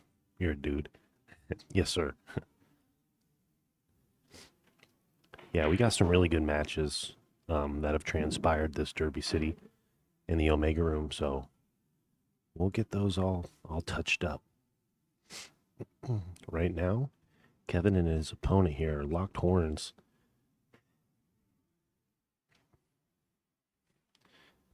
And the sweat is 4,000 degrees on this one. I know because I'm feeling it. You know what I mean? It's all over me. All right. And I'm trying not to talk too loud just because I don't want to shark anybody or have anybody, perceiving anything incorrectly. But this is a line that he's trying to find.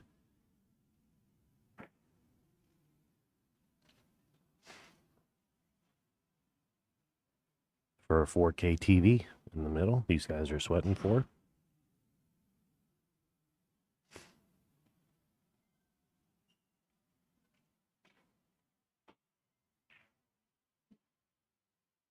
Oh, wow.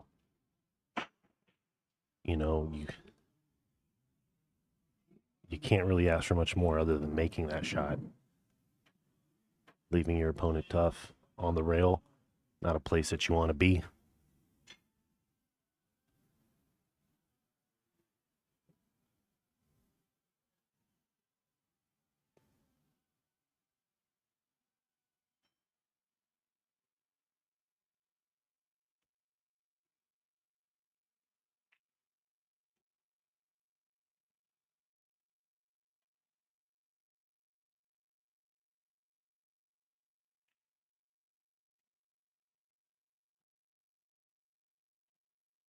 All right, he's digging in. I mean, I'm just going to half ball hit this. Yeah, again, just boom. Try to create a little separation. Stay south of the pocket. And good leave on the cue ball. Kevin's not seeing anything easy.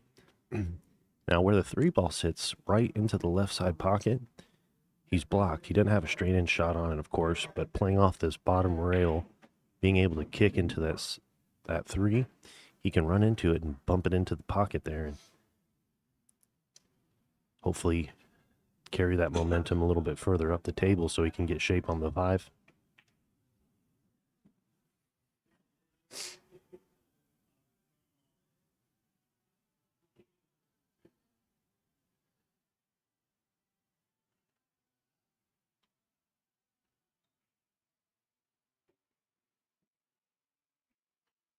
Oh my gosh. That was a good try. Oh.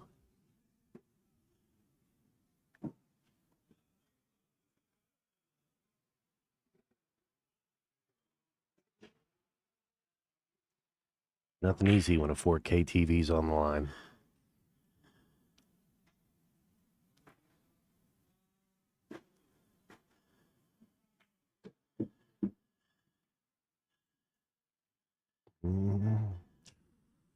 Ooh.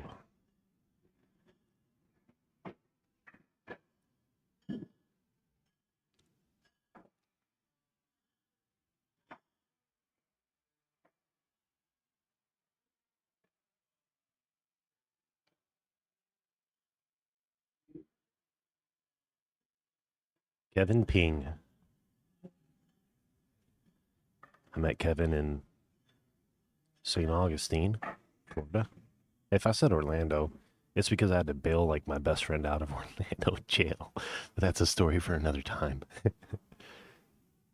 Left on vacation, Or went on vacation, left on probation type thing.